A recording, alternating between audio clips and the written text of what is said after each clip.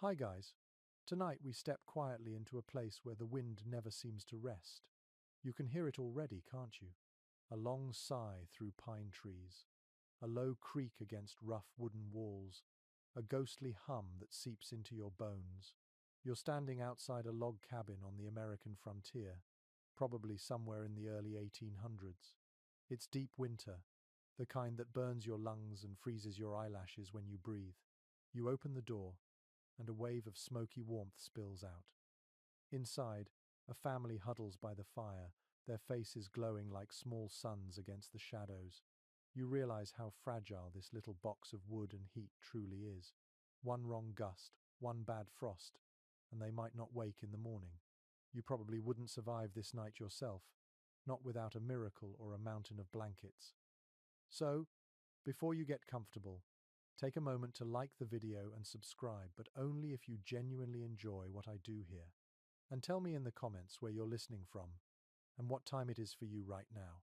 I love seeing that little constellation of places we all come from. Now, dim the lights and let the night take over.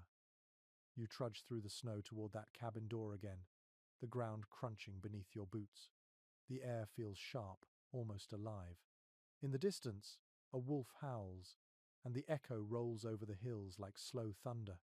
You imagine what it was like for early pioneers who came here with wagons and faith, but very little else.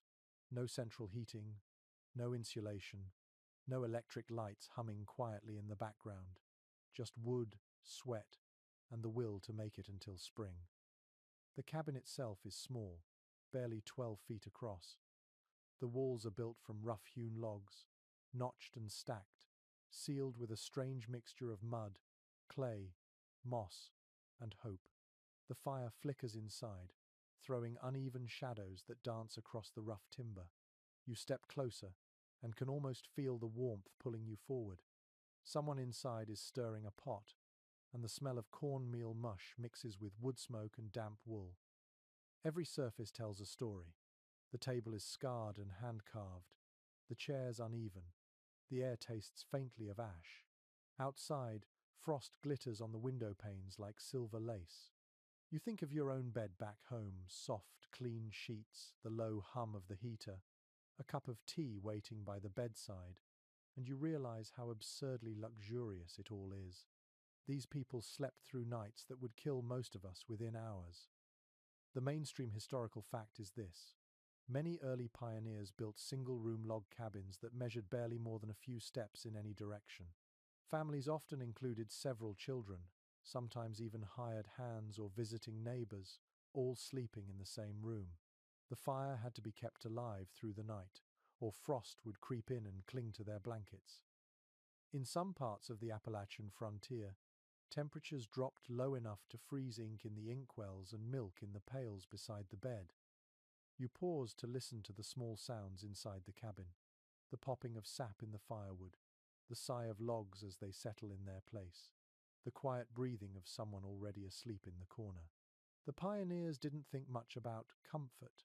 Survival was comfort enough. They measured warmth by whether your fingers could move in the morning. A quirky little fact slips in here too. Some settlers, short on iron pots or proper chimneys, used a hollowed-out log as a fire basin inside the cabin. They filled it with glowing coals and covered it with sand to radiate heat slowly through the night. Others used heated stones wrapped in cloth to tuck at their feet, a kind of rustic hot water bottle. A few even burned dried animal dung when wood was scarce. It didn't smell wonderful, but the warmth was real.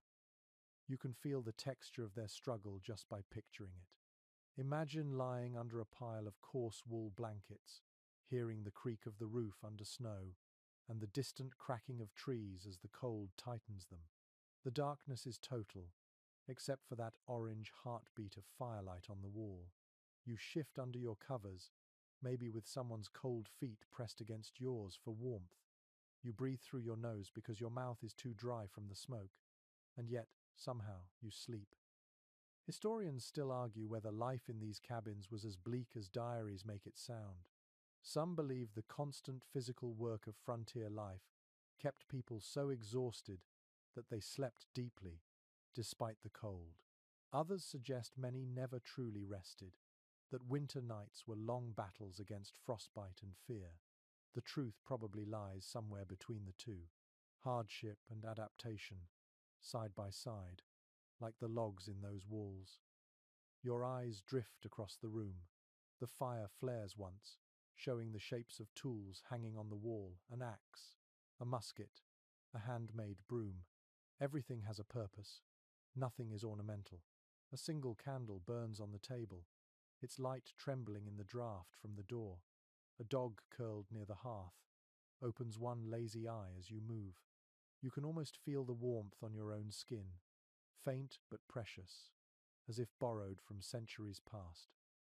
Outside, the world keeps freezing. Snow gathers on the roof, icicles form on the eaves, and the wind keeps hunting for a way in. But inside, humanity persists. A child stirs in her sleep. The father pokes at the fire with a stick, muttering softly.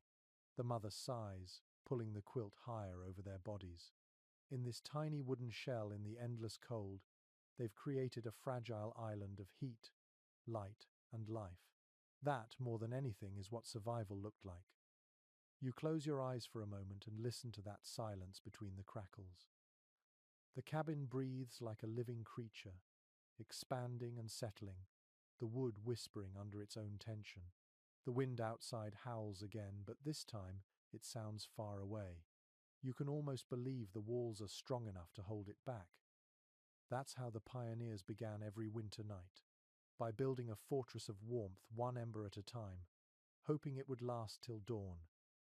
You wake before sunrise, and the world is silent except for the slow, steady drip of melting frost near the hearth. The cabin smells like smoke, damp wood, and faint animal musk. Your breath curls in front of your face like mist. For a moment you think you are outside, until you realize that even inside these log walls, the cold still finds its way in. You pull the blanket tighter and glance around the room. Everyone else is still asleep, cocooned beneath layers of wool and patched linen. The fire has burned down to embers, glowing like buried rubies. You move quietly, careful not to wake the baby in the corner. This is what the pioneers called morning, but to you, it feels like the middle of the night. Outside, a pale light leaks through the cracks. You decide to step out for firewood, and the shock of cold air hits you like a blow. The world is white and brittle. Your boots crunch into snow that squeaks with each step. The log cabin looks both sturdy and fragile, its seams packed with frozen mud and straw. The roof is thick with snow, the smoke hole still faintly steaming. This is survival architecture, nothing more. The pioneers who built it didn't have architects, only axes, saws, and stubborn hands. Building a cabin in this wilderness was less about style and more about speed. Families arriving on the frontier had only weeks before the first snow. They found trees thick enough to fell, stripped the bark, and started stacking. Each log was notched at the corners, fitted together like puzzle pieces. Between the gaps, they pressed a mixture of whatever they could find: clay, moss, grass, even animal hair. Some called it chinking, others called it desperation with a purpose. You can imagine the sound of it: the thud of an axe, the rasp of a saw, the dull thump of mud slapped between the seams. The mainstream historical fact here is that early American settlers, especially in regions like Pennsylvania, Kentucky, and the Ohio Valley, built their cabins following methods borrowed from Scandinavian and German immigrants. The logs were carefully notched to lock tightly together, often in a style called the saddle notch. Roofs were pitched steeply to shed snow, and clay chimneys were added to direct smoke upward. It wasn't pretty, but it worked. For most, the cabin was meant to last just long enough to claim the land and survive the first few brutal winters. You glance back toward the door. Inside, a faint orange light flickers as someone adds new wood to the fire. You hear the baby stir, the muffled sound of a mother's lullaby, the creak of the wooden bed frame. These cabins were alive with noise, even when silent. The logs expanded and contracted with temperature changes, making soft groans in the night. Mice scurried between floorboards. The wind moaned in the chimney like a restless ghost. If peace ever existed here, it was a rough-edged peace. A quirky little detail often lost in the textbooks is that many pioneers reused wagon canvas or old sails as roof linings inside their cabins. These fabrics helped keep the dust from falling through the roof cracks and gave a slightly softer look to the ceiling. Some even painted them with lard or oil to repel drips when the snow melted. It was an early form of insulation, equal parts practicality and ingenuity. You picture yourself helping to build this place. Your hands are cracked, your nails caked with resin, your face raw from the wind. Each log weighs more than you do, and you haul them with nothing but a rope and stubborn will. The sound of chopping echoes through the frozen forest. When night falls, the muscles in your back feel like stone, and your reward is to sleep in a half-finished hut that smells like sap and smoke. But when the first blizzard hits and your walls hold firm, it feels like a small victory against the universe. Historians still argue whether these cabins were symbols of freedom or of desperation. Some romanticize them as monuments to rugged self-reliance, while others see them as prisons of isolation and poverty. In truth, they were both. They kept people alive, but they also trapped them inside endless winter nights where loneliness was louder than the wind. Back inside, you warm your hands near the fire. The wood pops and sparks jump upward like tiny fireflies. You can feel the heat prickling your skin, thawing the ache in your fingers. The walls shimmer with light. A man in rough homespun clothes sits on a stool, mending a boot. His wife pours cornmeal into a pot, stirring slowly. The air hums with quiet purpose. The cabin, despite its roughness, feels like a world of its own, small but complete. You start to notice how carefully everything is placed. The hearth is always on the side that catches the morning sunday. The sleeping area sits opposite, away from drafts. Even the single window, often made from greased paper instead of glass, is angled to let in just enough light without leaking too much heat. These details weren't luxuries, they were lifelines. Outside again, you watch the smoke drift upward in a lazy spiral. It smells of pine and oak, of something burning clean. You can almost imagine the invisible warmth spreading out into the frozen air, a fragile bubble against the cold. A blue jay cries from a nearby branch, its feathers puffed up against the chill. The landscape stretches out endless and empty, the horizon a blur of grey trees and snowfields. Somewhere, far beyond sight, another family is doing the same thing, tending their fire, patching their roof, building a small human pocket against a world that doesn't care whether they make it or not. You step back inside and close the door. The latch clicks softly, sealing out the wind for now. The warmth greets you like a living thing, and you sit close to the fire until your skin tingles. You can almost forget, for a few heartbeats, how easily the cold could take it all away. That is how early American pioneers built their shelters. They stacked trees and courage into something that could defy winter itself. Every log was a line of defense, every crack a battle fought with mud and prayer. The cabin was never just a house, it was a statement. We belong here, even if the wilderness disagrees. You wake to the sound of the wind brushing softly against the cabin walls. It is not a howl tonight, more like a long whisper slipping through the forest. The room still holds the faint warmth from the fire, though the edges of the window panes sparkle with frost. You sit up and feel the rough wool blanket scratch against your skin. The cabin breathes quietly, wood creaking and sighing as if it were a tired animal. Outside, dawn begins to stretch pale blue light over the snow. Inside, one thing matters more than anything else: the hearth. The fireplace is the heart of the frontier home. Without it, no one could last through a single winter night. Every motion of daily life circles around it. You imagine kneeling on the packed dirt floor, coaxing a weak flame back to life with a twist of dry bark. The smoke rises slowly at first, curling through the chimney made of sticks and clay. When it finally catches, the small fire crackles with a sigh of relief, filling the room with that sharp, earthy scent of burning pine. In that moment, you can feel the difference between life and death measured in inches of flame. According to period records, most settlers built their chimneys from mud and wattle before they could afford brick. These early chimneys were often lined with stones or sticks smeared with clay. If the mixture cracked or froze, sparks could slip through and set the roof ablaze. Still, the fireplace served as kitchen, furnace, and furnace of courage all at once. Some pioneers even kept their newborns in wooden boxes near the hearth during harsh nights, so the heat could reach them first. One curious detail from frontier households was the way they banked fires at night. Instead of letting the flames die out, families covered the embers with ashes, trapping enough heat to restart the fire at dawn without striking new flint. Children were often warned never to disturb those grey mounds, as a single puff of breath could ruin the entire night's warmth. Others took pride in claiming their hearths never truly went cold all winter long, a kind of quiet competition between neighbours who understood what endurance really meant.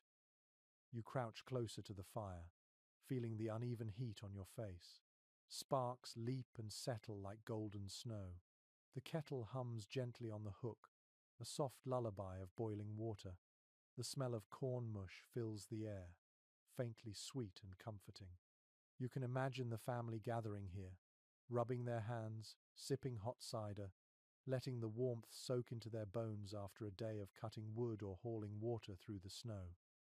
The light flickers over their faces, making them look older, wiser, and endlessly tired. Researchers continue to question how effective these open hearths really were at heating an entire cabin. Some claim that most of the heat escaped straight up the chimney, leaving only a few feet of true warmth near the fire. Others point out that the radiant heat, combined with the small size of the room and the thick log walls, could make the space surprisingly cozy. Perhaps it depended on the skill of the builder or the luck of the weather. No two cabins were ever quite the same. You sit back and let the warmth settle over you. The firelight reveals the uneven texture of the logs, each one carved by hand. Above the hearth, a few iron pots hang from a wooden crane that can swing in and out of the flames. The stones at the base are blackened with years of smoke, but they hold their heat long after the fire dies down. On the mantel sits a row of simple treasures: a clay pipe, a tin mug, a cracked Bible, a sprig of dried herbs tied with twine. These were not decorations. They were talismans against the cold, small reminders that people could still hold beauty in a place ruled by frost. Outside, the world stays frozen, but inside, you hear life unfold in soft rhythms. Someone hums a hymn while brushing ashes from the hearth. A child stirs the pot, scraping the bottom for browned bits. The dog shakes itself awake and pads over to the door. Every movement revolves around this glowing center. The fireplace isn't only warmth, it's community, rhythm, and reassurance that morning has arrived again. One surviving journal from an Ohio settler describes how neighbors could identify each household at night by the shape of its chimney smoke. Each plume rose differently depending on the kind of wood burned and how the hearth was built. On clear nights, the hills shimmered with faint trails of smoke drifting into the stars, like lanterns for the lonely. You imagine standing outside your own cabin, breath steaming, looking across the valley at those thin grey ribbons. Every one of them meant another family alive, another fire still breathing in the dark. There's a beauty in that image that still lingers centuries later. The crackle of flame, the scent of charred pine, the golden shimmer against rough-hewn wood. You can almost hear the quiet laughter of a family sharing a meal, the low murmur of a story passed around the hearth like a secret. These moments were fragile, yet somehow eternal.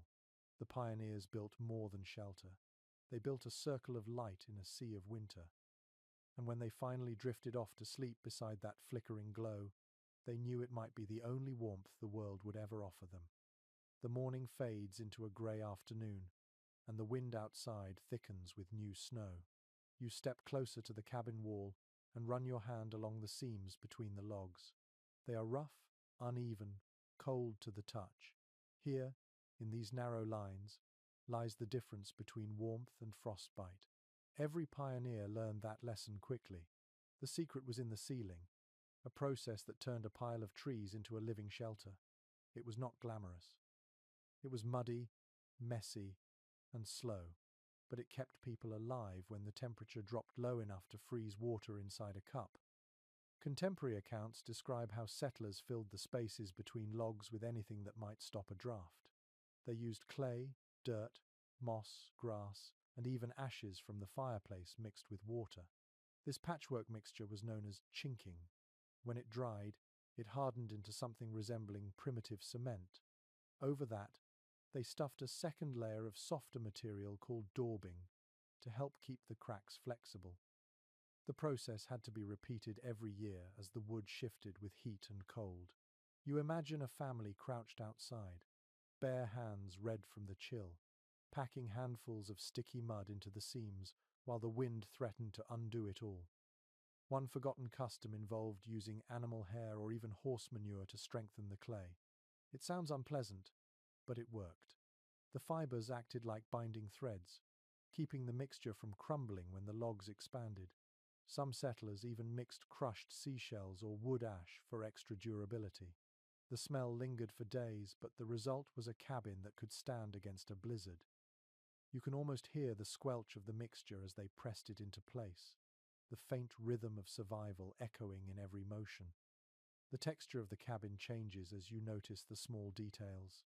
The logs have aged to a dark bronze, glossy where hands have brushed them over the years. In the corners, cobwebs hang like silver threads, catching sparks of firelight. You lean close and see frost creeping slowly along the inner cracks, curling into delicate crystals. The cold always finds a way in, no matter how well you patch. But each layer of mud, moss, and effort tells the same story: persistence. Surviving diaries reveal that chinking was often a family affair. Children gathered moss from nearby trees, mothers stirred clay in wooden tubs, and fathers climbed ladders to seal the upper gaps. It became a ritual of sorts, part of the endless preparation before winter. Those who delayed too long paid the price in sleepless nights and frozen toes. One settler wrote that you could tell which cabins were well sealed by the sound of their walls. Tight walls made a low hum in the wind. Loose ones rattled like teeth in the cold.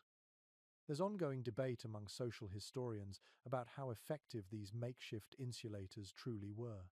Some argue that the thermal mass of the logs themselves did most of the work, while the chinking added little. Others insist that those humble seams made the difference between frost creeping inside or staying out. Perhaps the truth is that every small effort mattered. When you live surrounded by cold, even a handful of moss can feel heroic.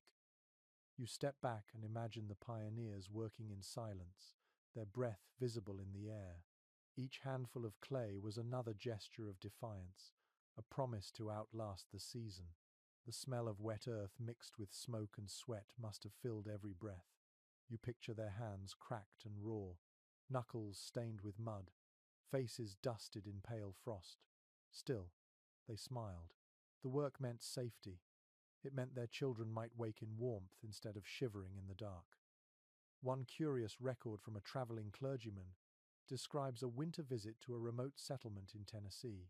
He wrote that the cabins appeared mud-blooded, like beasts of earth, yet full of warmth and light within. He marveled at how something so crude could glow so softly at night. That strange beauty still lingers in your mind, a structure that looked half-born from the ground, breathing smoke into a pale winter sky, its walls patched with mud and faith. Inside, the family finishes their daily chores. The mother wipes the walls near the hearth with a damp cloth to keep soot from settling too thick. The father tests the corners, pressing his fingers against the seams to check for drafts.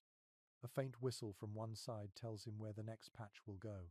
They move together like dancers who know the steps by heart, rehearsing the same motions their parents once did. You can almost feel the rhythm in their lives, every action designed around warmth. The wind rises again, brushing the cabin like a restless hand. Snowflakes slide through the air, whispering against the window. The walls creak but hold firm. You take a deep breath and catch the scent of wet earth mixed with smoke. It is the smell of protection, of effort turned into safety. The cold may be endless, but for now the fire burns and the walls stand. You close your eyes and listen to the crackle inside and the wind outside, two ancient sounds locked in a quiet struggle. The pioneers learned to live between them, holding on to warmth one handful of clay at a time. The night deepens, and the snow outside falls heavier now, each flake a soft whisper against the roof. You sit beside the fire, staring at the rough outline of a bed in the corner. It is simple, almost primitive. 4 posts, a frame of planks, and a sagging lattice of rope or rawhide strips. On top lies a thin mattress that looks more like a sack than anything familiar. Yet this, for the pioneers, was the height of comfort after a day of work in the freezing wild. You move closer and touch the surface. It rustles faintly, and a faint, earthy smell rises into the air. According to surviving household inventories, most early settlers made their own beds from whatever they could gather nearby. The base layer was straw, hay, or dried leaves stuffed into a rough linen or ticking case. Families who could afford better added feathers plucked from geese, though even that luxury required months of collecting. Some settlers mixed materials, layering straw at the bottom for firmness and feathers, or rags on top for softness. Every few weeks, the filling had to be shaken out, dried near the fire, and repacked, or it would grow damp and mouldy. The result was a bed that felt alive in the strangest ways, rustling, shifting, sometimes even crawling with tiny visitors from the barn. One lesser-known habit was sprinkling dried herbs, such as lavender or pennyroyal, inside the bedding to deter insects. The faint scent also helped mask the odors of sweat, smoke, and wet wool that clung to everything through winter. Some women stitched small pouches of herbs into the seams of the mattress to keep away mice. Others hung sachets near the headboard, a kind of homemade perfume for nights when the wind smelled of frozen earth. The light from the fire flickers across the bedding. You imagine lying there after a day of hauling water or chopping logs. Your body sinks into the straw, the rough linen scratching lightly against your skin. The air smells of smoke and sweat, but also something pure, something earned. You close your eyes, and the faint creak of the bed frame joins the sound of the wind outside. Comfort, in this world, means not being cold enough to ache. One well-documented practice of the era involved trundle beds, low frames on wheels that could slide under the main bed during the day. Children slept there, often side by side, wrapped in old quilts made from worn-out clothes. At night, the trundle would be pulled out and placed close to the hearth so the little ones could catch the fading warmth from the fire. Parents kept their own bed nearest the wall, a position thought to block drafts. Guests, when they came, slept wherever there was floor space. Privacy was a luxury no one expected. Some experts suggest that the physical exhaustion of frontier life allowed people to sleep deeply despite the discomfort. Others believe that sleep came in fragments, short bursts interrupted by chores or the need to feed the fire. Whatever the truth, diaries reveal that families often rose several times a night to adjust blankets, stir embers, or calm children frightened by the groans of ice shifting on the roof. Rest was not a peaceful escape, but a negotiation with the cold. One curious story tells of a pioneer couple in Vermont who filled their mattress with dried corn husks when hay ran out. The sound, according to their granddaughter's memory, was like sleeping inside a bag of music. Every movement made the husks crackle softly, a kind of lullaby in the dark. When spring came, they burned the old filling and replaced it with fresh straw. Nothing in the cabin was wasted, not even the bedding. You run your hand over the patchwork quilt lying on top of the mattress. The colors have faded, but you can still see the pattern. Bits of old shirts, pieces of baby clothes, a square from a worn apron. Each scrap carries a memory, sewn together into warmth. Women often made quilts in groups, trading fabric and stories, turning hardship into art. The stitches are small and precise, the kind made by hands used to patience. The quilt is both practical and deeply human, a comfort born from connection. Inside the cabin, the light grows softer as the fire settles into coals. The family begins to prepare for sleep. The father banks the embers, pushing ash over the glowing heart of the fire. The mother shakes out the blanket, the sound a gentle rhythm in the quiet. The children whisper and giggle, their voices small and sleepy. The dog circles once and curls beside the hearth, sighing contentedly. Everything slows, even the air itself, as if the cabin has exhaled after a long day. You lie down now, feeling the uneven surface of the straw mattress beneath you.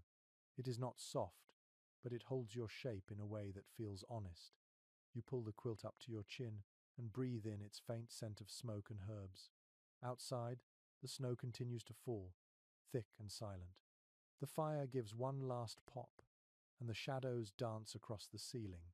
In this tiny wooden room, surrounded by the heartbeat of wind and the pulse of flame, sleep comes not as luxury but as survival.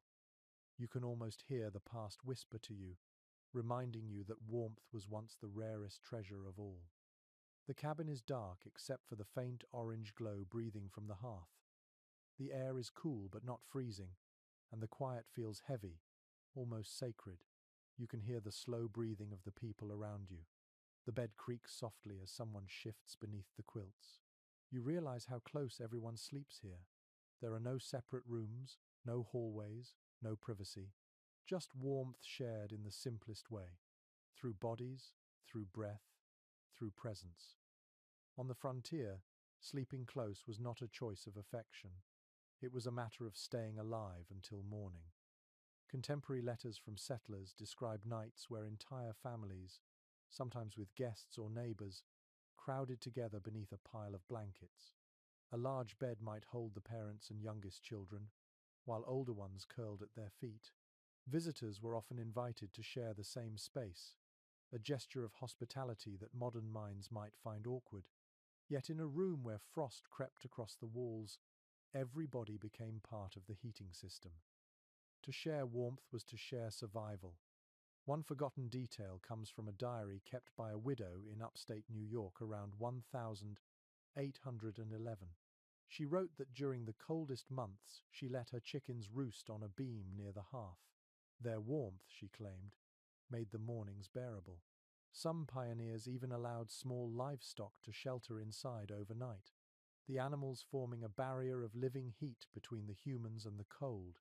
The smell must have been thick, but so was the gratitude. You pull your own blanket tighter, just imagining it. The air inside the cabin holds layers of scent, smoke, sweat, damp wool, faint traces of tallow from the candles. The floorboards creak under shifting feet. Someone coughs softly in the corner. A child mutters in sleep. The sound is strangely comforting, like rain against a window. You can feel the shared heartbeat of this small human group, every breath clouding faintly in the cold air. According to journals from settlers who crossed the Appalachians, winter nights often blurred the lines between family and community. When travelers knocked at the door after dark, they were almost always invited in, no matter how little space remained. Turning someone away into the snow was nearly unthinkable. Beds were rearranged, straw was spread on the floor, and everyone found a place to rest. The warmth of the group became its own kind of safety net, a fragile web of shared humanity stretched thin across the wilderness. Some experts suggest that this habit of communal sleeping built a deep sense of trust among frontier families. Others point out that it caused tension, as privacy vanished and exhaustion magnified small irritations. The truth likely rested somewhere in between. Nights inside the cabin were both intimate and claustrophobic, filled with the small sounds of bodies shifting in the dark. A sneeze, a snore, a whispered prayer. Yet beneath it all, a strange peace lingered, the peace of people who had no one but each other. One curious account tells of travelers snowed in for weeks with a family they had never met before. They shared the same straw bedding, ate from the same pot, and took turns tending the fire. When spring finally came, they described the experience not as hardship but as the longest sleepover heaven ever allowed. It seems warmth could make even strangers feel like kin. You picture the moment before everyone settles fully into rest. The fire is low, casting long, slow-moving shadows across the logs. The father adjusts the quilt at the edges of the bed to keep the cold from creeping in. The mother hums a tune, a soft melody that mingles with the crackle of the fire. The children are already half asleep, their faces slack and peaceful in the dim light. The air hums with quiet life, and even the draft near the door seems to pause, as if unwilling to break the spell. Researchers continue to debate whether this constant togetherness fostered stronger family bonds or made emotional distance inevitable. Some believe that sharing space so closely nurtured empathy and tenderness, while others suggest that people learned to build invisible walls in their minds to cope with the lack of solitude. The written records give glimpses of both outcomes. You can almost feel it, that tension between connection and confinement woven into the darkness of every winter night. You lie still and imagine yourself in that bed, pressed shoulder to shoulder with others. The warmth spreads slowly, like water soaking through cloth. It is uneven, imperfect, but it keeps you alive. You listen to the breathing, the fire, the wind. The world outside is enormous, frozen, and indifferent. Yet inside this small space, life pulses quietly, fragile, and determined. You think about how much meaning a single degree of warmth once held. Here, love is measured not in words, but in shared blankets and the gentle exchange of breath. The night deepens, and the fire flickers again, a final heartbeat of light before sleep takes everyone together. Morning creeps back with a dim grey light, the kind that makes it hard to tell whether the sun has truly risen. You can hear a sound outside, steady and familiar, the dull thud of an axe splitting wood. The rhythm carries through the cold air like a drumbeat of survival. Every log chopped means another few hours of warmth, another night held back from the edge of frost. Inside the cabin, smoke drifts lazily upward, and the faint smell of resin clings to your clothes. Firewood is the lifeblood of this world, more precious than coins, more valuable than gold. Surviving ledgers from trading posts reveal that settlers often measured their wealth in cords of wood stacked neatly outside the cabin. A cord, roughly 4 feet high and 8 feet long, could burn for days if rationed carefully. Families spent much of autumn gathering and splitting trees, hauling them back through the mud and snow. Oak, hickory, and maple were favorites for long-lasting heat, while pine burned bright but fast. The woodpile was not simply fuel, it was a monument to hard work, proof that the family was ready to face the coming freeze. One curious note from a farmer's diary in 1798 mentions that children were often taught to read the wood as others might read letters. They learned to tell by touch and scent whether a log was dry enough to burn, to judge the weight that meant seasoned wood. Parents would test their skill by letting them choose the next log for the fire. A wrong choice meant smoke that choked the room or a fire that died too soon. Learning this small art was as essential as learning to speak. You step outside into the brittle air. The world smells of pine and frozen earth. The woodpile stands against the wall of the cabin, each log stacked carefully to keep out moisture. A hatchet leans against a stump, its blade glinting faintly in the morning light. You lift a log and feel the weight of it, solid and cold. The bark flakes away under your glove. Inside that simple piece of wood is stored sunlight from months past, trapped and waiting to be released in the fire. According to local records from New England settlements, some families burned through as much as 20 cords of wood in a single winter. Gathering that much required entire weeks of cutting, hauling, and drying. The work began long before the first frost, usually in late summer, when the men would venture deep into the forest. They chopped fallen trees, dragged them home by mule or sled, and split them into manageable pieces. The noise of axes echoed for miles, a sound of civilization claiming a foothold against wilderness. There is an old saying from those times: a man warms himself twice with firewood, once when he cuts it and once when he burns it. You can feel the truth in that. Each swing of the axe is a spark of defiance against the cold. Your muscles burn, your breath steams, and the wood splits with a satisfying crack. Even in exhaustion, there is pride. The pile grows higher, and you can almost feel the coming winter bow its head in respect. One forgotten trick among the pioneers was stacking green wood at the bottom of the pile, then topping it with seasoned logs to protect it from rain. Some even covered their stacks with slabs of bark or old canvas from wagon covers. They understood that wet wood was worse than useless.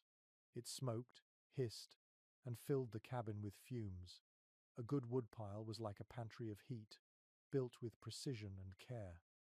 Some historians suggest that the constant labor of chopping wood shaped the rhythm of frontier life itself. Days were measured not by hours, but by how many logs one could split before sundown. Others argue that it fostered a deep respect for nature, teaching settlers that even the trees they cut deserved gratitude. Letters from the time often include blessings spoken over a fallen oak, as if thanking it for the warmth it would someday give. You carry an armful of wood back into the cabin.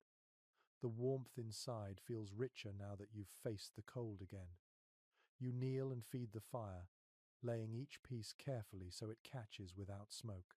The flame responds instantly, a sudden flare of gold and red licking the blackened stones. The sound is comforting, a soft crackle that fills the silence. The room brightens, and faces begin to stir in the dim light. A mother stretches near the hearth, a child rubs sleep from her eyes, and the day begins again. One traveler's account from 1817 describes visiting a cabin in the Kentucky wilderness and being struck by the neatness of the stacked wood inside. Each log was placed as if for show, he wrote, and yet everyone had a destiny in the fire. You understand what he meant. Every piece of wood represents hours of labor, hope, and planning. Each one has its turn in the flames, a moment to give its energy back to the world. As the fire burns brighter, you feel the cold retreat from the corners of the room. The frost on the window melts into beads that slide down the glass. The smell of sap mixes with smoke, sharp but sweet. You realize that for the pioneers, warmth was never taken for granted. It had to be earned daily, cut from the forest with hands that never rested. You watch the flames dance and think about the trees that once stood tall outside, now living their second life as light and heat. The fire hums softly, and you lean closer, letting the warmth kiss your face. The day stretches ahead, long and cold, but the woodpile is high, and for now, that is enough. Evening comes quietly, slipping through the trees with a faint shimmer of frost. The air outside turns blue with twilight, and the first thin thread of smoke curls upward from the cabin chimney. Inside, the fire glows steadily, its light soft and golden on the rough-hewn walls. The day's work is done, and now comes the careful ritual that will decide how warm the night will be. You can almost feel the shift in mood as the family settles into their nightly rhythm. Each movement has a purpose, every gesture practiced through long winters. According to the journals of frontier women, preparing for the night was nearly as important as preparing for the day. Before sleeping, the fire had to be banked. The mother or eldest child would take a long iron poker and push the glowing coals into a pile at the hearth's heart. Then, using a small shovel, they covered it with ashes to hold in the heat. The coals would smoulder through the night, hidden but alive, waiting to be stirred back to flame at dawn. In a world without matches, losing the fire meant more than inconvenience. It meant starting from nothing in the morning, cold. One curious domestic detail comes from a Pennsylvania farm journal that describes a family prayer said after banking the fire. Each night, they whispered, "Sleep, Ember, sleep, wake with us again." The phrase became so familiar that children sometimes mumbled it in their sleep, a charm against frost and darkness. You can imagine the soft glow on their faces as they whispered, their shadows long against the cabin wall. The rest of the evening unfolds with quiet simplicity. The father checks the door latch, making sure no wind can sneak through. The mother folds a quilt and places it by the hearth in case of emergency. The oldest son brings in a last armload of wood, just enough to spark the morning fire if the coals fail. The dog curls tighter beside the wall, his fur glinting orange in the firelight. Outside, the wind sighs softly against the logs, testing their strength, searching for a way in. Surviving diaries show that nightly routines like this were deeply ingrained in frontier families. The repetition brought comfort. Even when the world outside was harsh, these small acts made the cold predictable, almost manageable. A few settlers even marked their hearths with chalk lines, tiny protective symbols meant to keep away bad luck or wandering spirits. No one quite agreed where the superstition began, but many swore it worked. Perhaps belief itself was another kind of warmth. Some scholars argue that these rituals reflected an almost sacred relationship with the fire. Others view them as pure practicality, stripped of symbolism. Yet reading the accounts, it is hard not to sense reverence. Fire was more than a tool, it was a companion. Families spoke to it, tended it, trusted it. Losing it felt like losing a member of the household.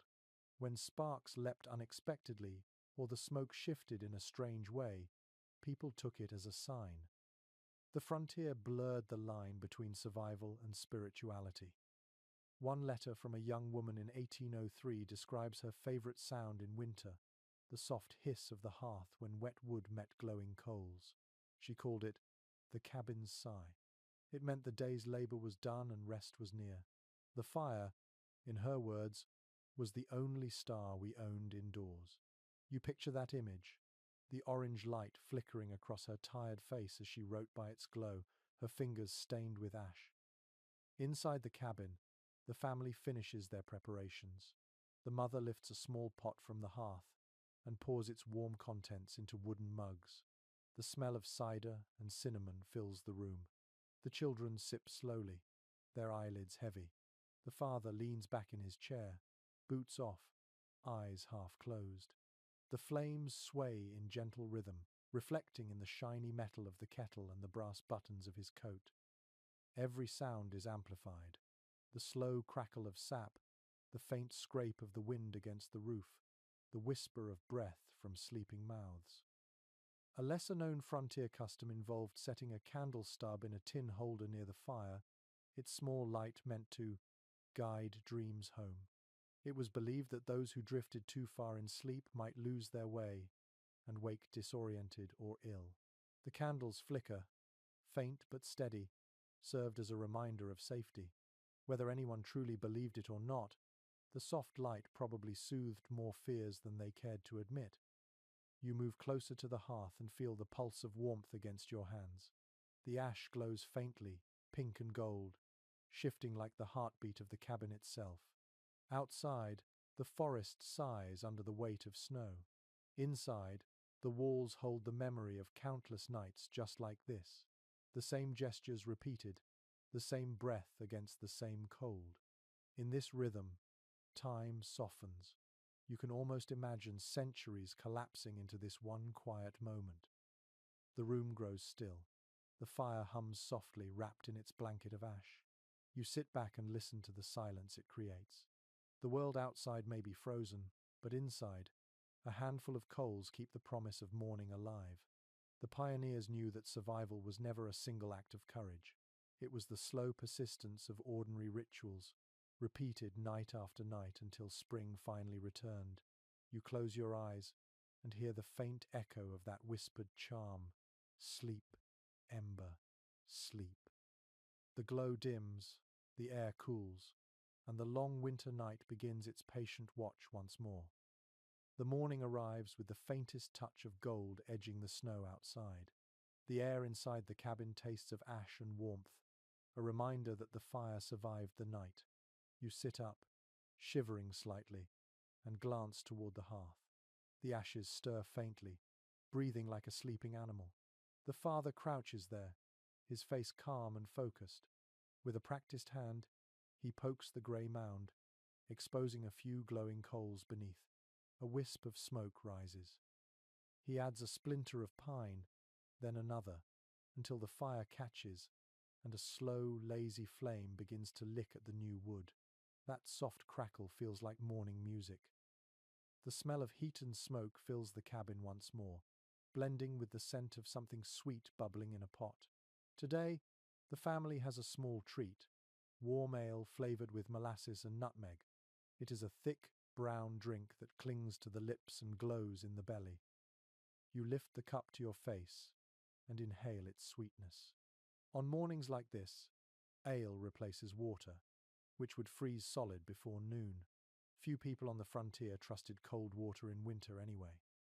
Too often it carried sickness, while ale, boiled and brewed, was safer and far more comforting. According to household notes from taverns and inns of the time, most settlers brewed their own low-strength ale or cider. It was not the strong drink of European pubs, but a mild, cloudy beverage that even children could sip. The brewing helped preserve fruit and grain, and the act of heating it before drinking made it feel like a small ceremony. In a land where warmth meant survival, every swallow was a reminder of life's fragile pleasures. One forgotten winter recipe found in a New Hampshire almanac describes a mixture of ale, beaten eggs, and sugar warmed by the fire. They called it flip. A red-hot iron was plunged into the mug to froth it instantly, filling the air with a sweet, smoky scent. The writer noted that it could raise a man's spirit even when the frost nips his beard.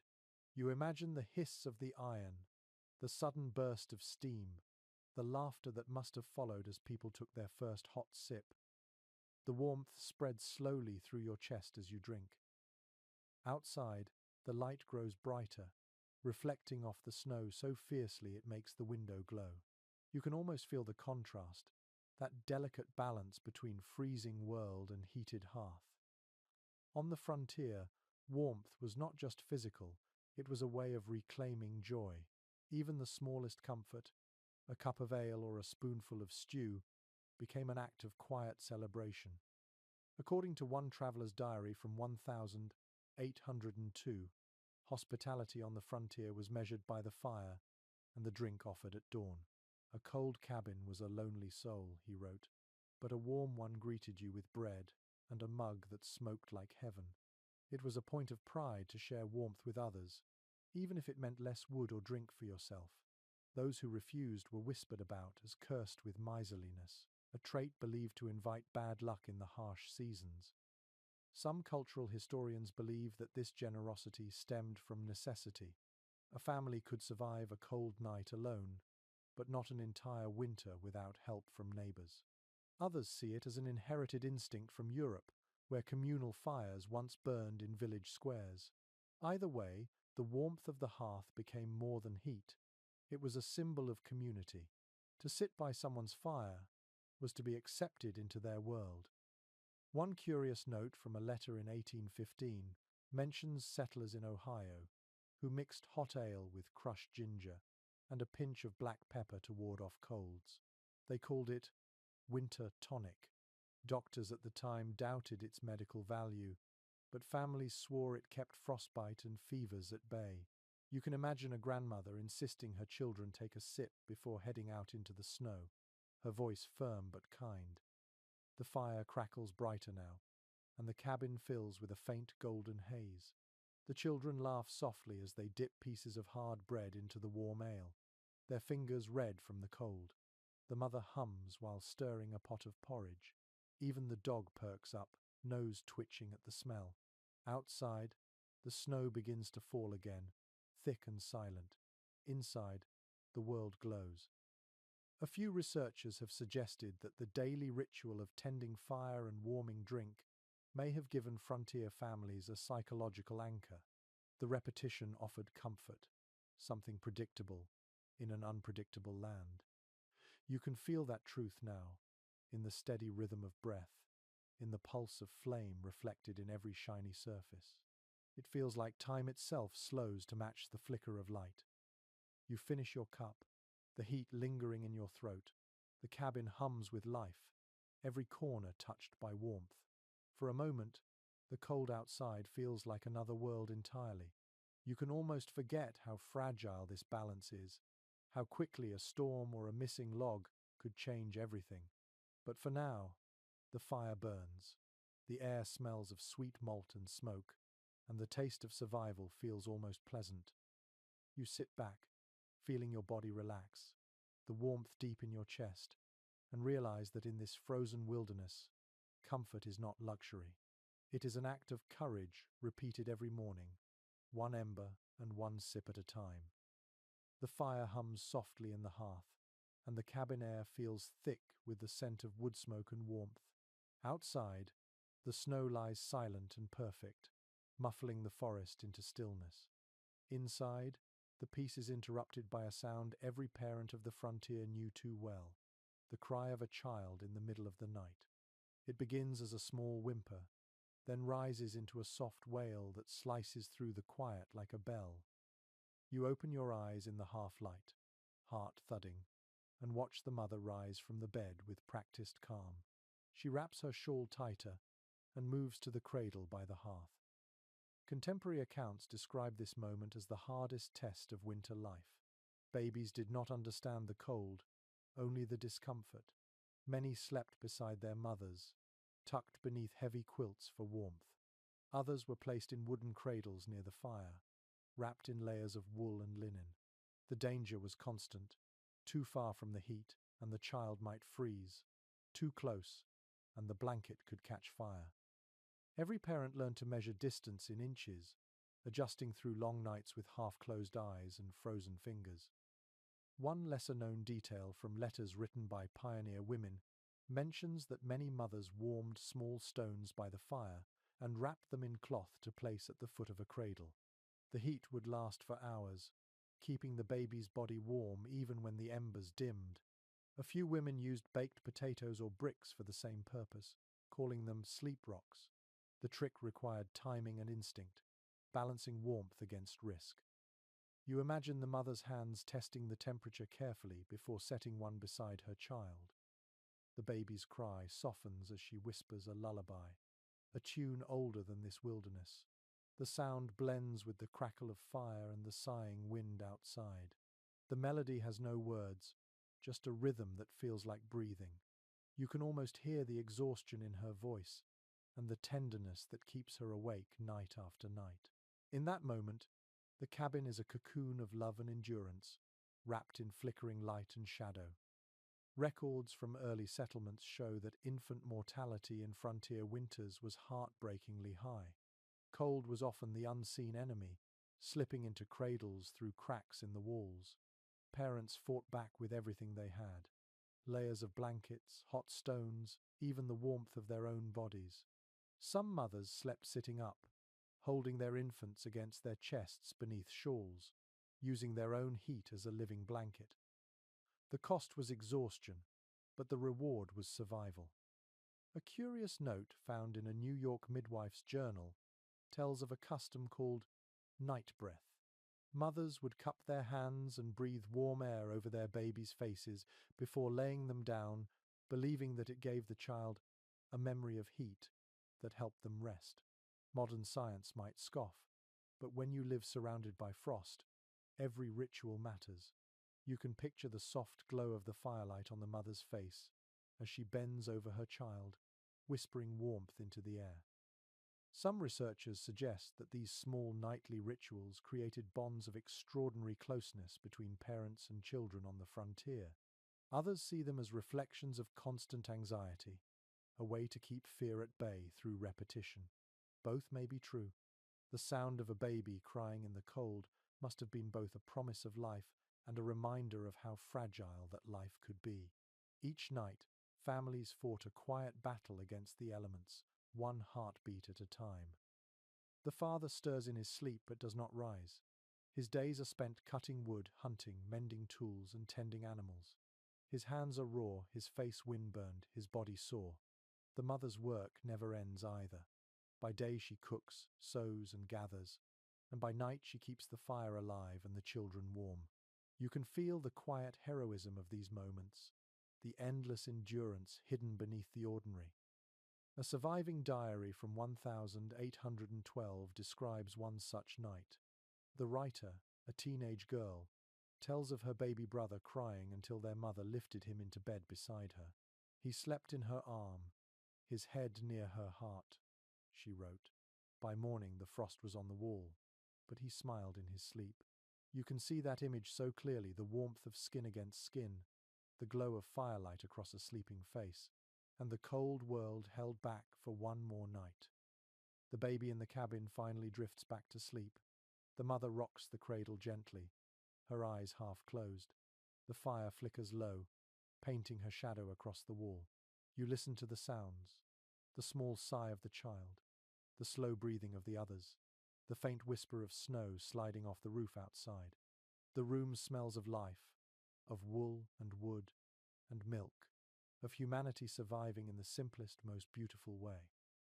You lie back down and pull the blanket up, feeling a strange peace settle over you.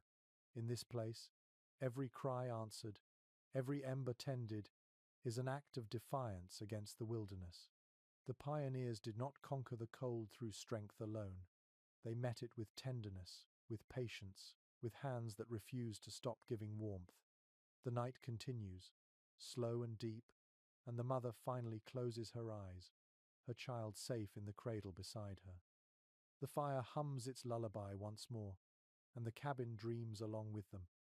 The next evening arrives with a thin silver moon hanging above the forest, its light glimmering faintly through the frost-rimmed window. Inside the cabin, the fire burns steady but low, just enough to cast a soft orange halo across the room. The air carries a mix of warmth and cold, like two invisible hands meeting in the middle. You can smell wool, pine smoke, and the faint sweetness of bread baking near the coals. The day's work is done, and the family begins its nightly routine again. But tonight you notice something different. They are deciding what to wear to bed, and the debate is more serious than you would ever expect. Letters from settlers and soldiers alike reveal that early Americans often argued about whether sleeping clothed or naked kept them warmer in winter. Some believed that wearing layers trapped body heat and kept the cold from creeping in. Others insisted that sleeping without clothes allowed the blankets to absorb and reflect heat more efficiently. In a world without reliable insulation, this question was more than preference. It was a matter of survival. Each household had its own answer, shaped by habit, superstition, and experience. One curious detail appears in a farm wife's diary from 1810. She wrote that her husband slept as the Lord made him, believing that woolen garments at night made a person sweat and freeze both. She, on the other hand, wore two shifts and stockings to bed and claimed to wake warmer than he did. Their friendly argument lasted through an entire winter, recorded in affectionate complaints written between notes about bread recipes and chores. You can almost hear their laughter echoing through the log walls, a spark of warmth in the frozen dark. According to surviving records from frontier tailors, most families kept one set of sleeping clothes for the entire cold season. These were not elegant garments, but layers of flannel or linen stitched by hand. Some people even slept in the same wool socks they wore outdoors, the heels darned again and again. For children, mothers often sewed long nightgowns with small hoods attached, like makeshift sleeping bags. They called them sleeping sacks. The garments kept in body heat and offered a small sense of comfort when the cold pressed close. Researchers continue to discuss whether these practices made a real difference. Some argue that the thick wool trapped sweat, which then cooled against the skin, making the sleeper colder by morning. Others point to diaries describing how the extra layers saved people from frostbite during extreme storms. Perhaps the truth depended on the individual, on the kind of blanket, or on the strength of the fire. Either way, the ritual of dressing for sleep carried an almost ceremonial air, a small negotiation between comfort and danger.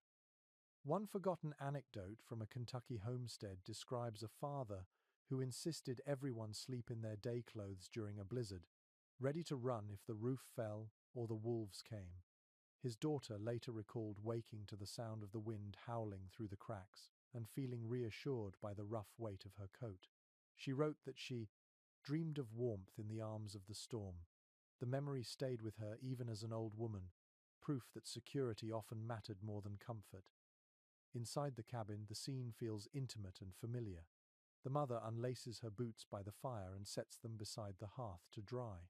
The father rolls up his sleeves, rubbing his hands together before slipping into a heavy wool shirt. The children tug at their stockings, giggling sleepily as they crawl under the quilts. Each movement feels deliberate, shaped by years of repetition. The room glows faintly, full of small sounds, the rustle of fabric, the creak of the bed, the quiet sigh of wood settling in the heat. You lie down and feel the coarse fabric of your own clothes against your skin. The wool itches slightly, but the warmth builds fast. The blanket feels heavier tonight, a familiar weight pressing you into the straw mattress. Outside, the wind begins to rise, whispering through the trees, brushing softly against the cabin walls. The flicker of the fire paints fleeting shadows that dance across the ceiling like slow-moving ghosts. According to one traveler's notes from 1806, a good blanket was worth more than silver in some parts of the frontier. Families traded furs, tools, and even livestock for thick quilts or imported woolen covers. Women took great pride in making patchwork quilts, not just for beauty but for survival. Each layer of fabric added a little more life to the night. A family with 3 or 4 quilts was considered fortunate. You can imagine them piled high, the colors dulled by smoke and use, yet each one stitched with care. The conversation in the cabin fades to whispers. The father teases his wife about her extra layers. She laughs and tells him he will regret his pride by morning. The children are already half asleep, murmuring dreams into the dark. The fire pops, scattering tiny sparks that fade before touching the floor. You listen to the sound of breathing, of blankets rustling, of the wind testing the roof. The world feels balanced on the edge of warmth and cold, and somehow you belong to both. A scholar once suggested that these nightly routines were less about science and more about control. The pioneers could not change the weather, but they could decide how to face it. Choosing what to wear to bed was a quiet act of rebellion, a way of saying, "We will not yield." You can feel that defiance in the stillness of the room, in the weight of the quilts, in the whisper of the fire. The cabin sighs softly, and sleep settles over everyone like another layer of cloth. Outside, the moonlight glints off the snow, cold and merciless, but inside, the warmth holds. You close your eyes and drift, half dreaming, wrapped in fabric, history, and the stubborn warmth of human will. You wake in the dark, unsure of what time it is. The fire has dimmed to a faint red glow, and the air carries a sharp bite that makes your breath visible. The cabin feels smaller at night, every sound amplified. The logs creak softly as they adjust to the cold. The wind sighs at the corners, and something outside scratches faintly at the snow. For a few seconds, you lie still, listening. Then, a quiet motion near the hearth catches your eye. The father has risen, wrapped in a wool coat, moving like a shadow toward the embers. It is his turn to tend the fire. Frontier life followed a rhythm that ignored the clock. Nights were long, and the fire could not be left alone. Families took turns rising every few hours to stoke the embers, add a few logs, and check the room for drafts. This was the midnight watch, a duty shared by everyone old enough to handle a poker. The person who woke for it often did so by instinct, stirred by the sudden cold creeping into the blankets. You can imagine the quiet determination of those moments, when the whole world seems to sleep except you and the whispering coals. According to notes in a settler's journal from 1809, the one who tended the fire at night was often called the keeper. Their task went beyond warmth.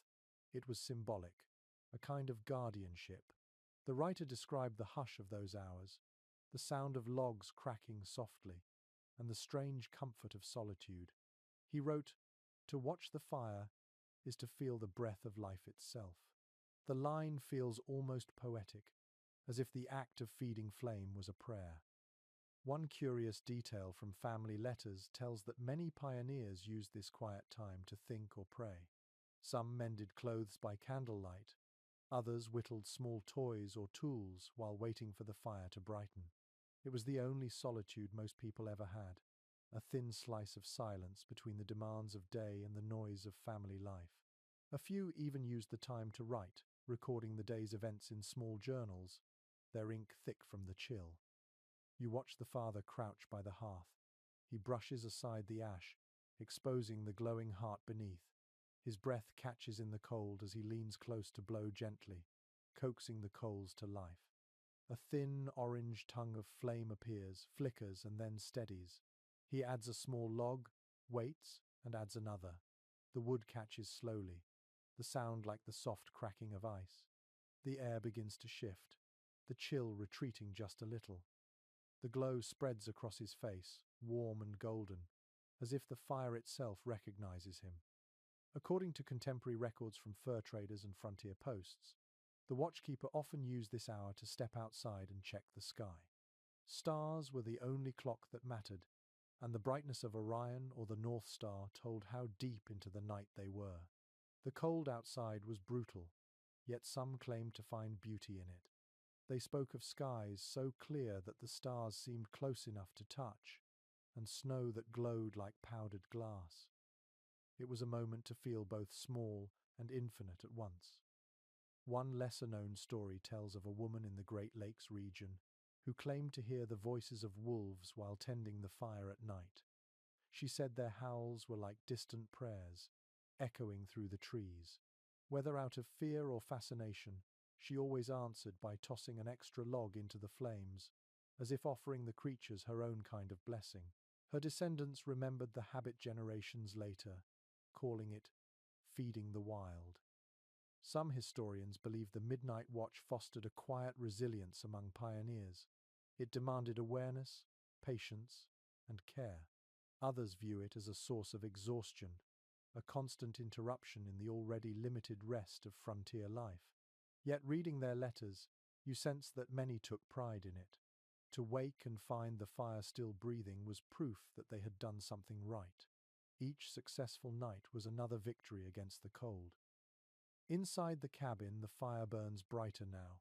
The light stretches across the floor, touching the rough edges of furniture, the sleeping faces of the children, the gentle rise and fall of the dog's chest. The father sits for a while, rubbing his hands near the warmth, eyes unfocused. Perhaps he is thinking of the woods he will cut tomorrow, or the fence that needs repair, or maybe nothing at all. The silence itself is enough. He leans back, closes his eyes for a moment, then stands and pulls the quilt tighter around the cradle. The sound of the fire fills the space like a heartbeat. You can hear the slow rhythm of the flames licking the wood, the low sigh of heat moving through the room. Outside, the wind presses against the walls, defeated for now. The man stretches once, then slips quietly back into bed beside his wife. Within moments, the steady rhythm of their breathing joins the hush of the cabin. The light flickers and steadies, and the house settles into warmth again. A scholar once remarked that the pioneers lived by firelight and died by it too. The phrase lingers as you listen to the soft crackle of the embers.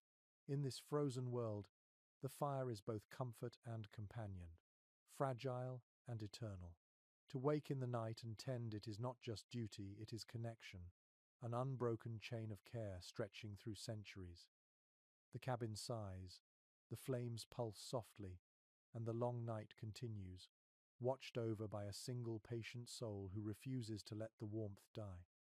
By the time daylight filters through the cracks of the cabin walls, the air smells faintly of wood smoke and bread.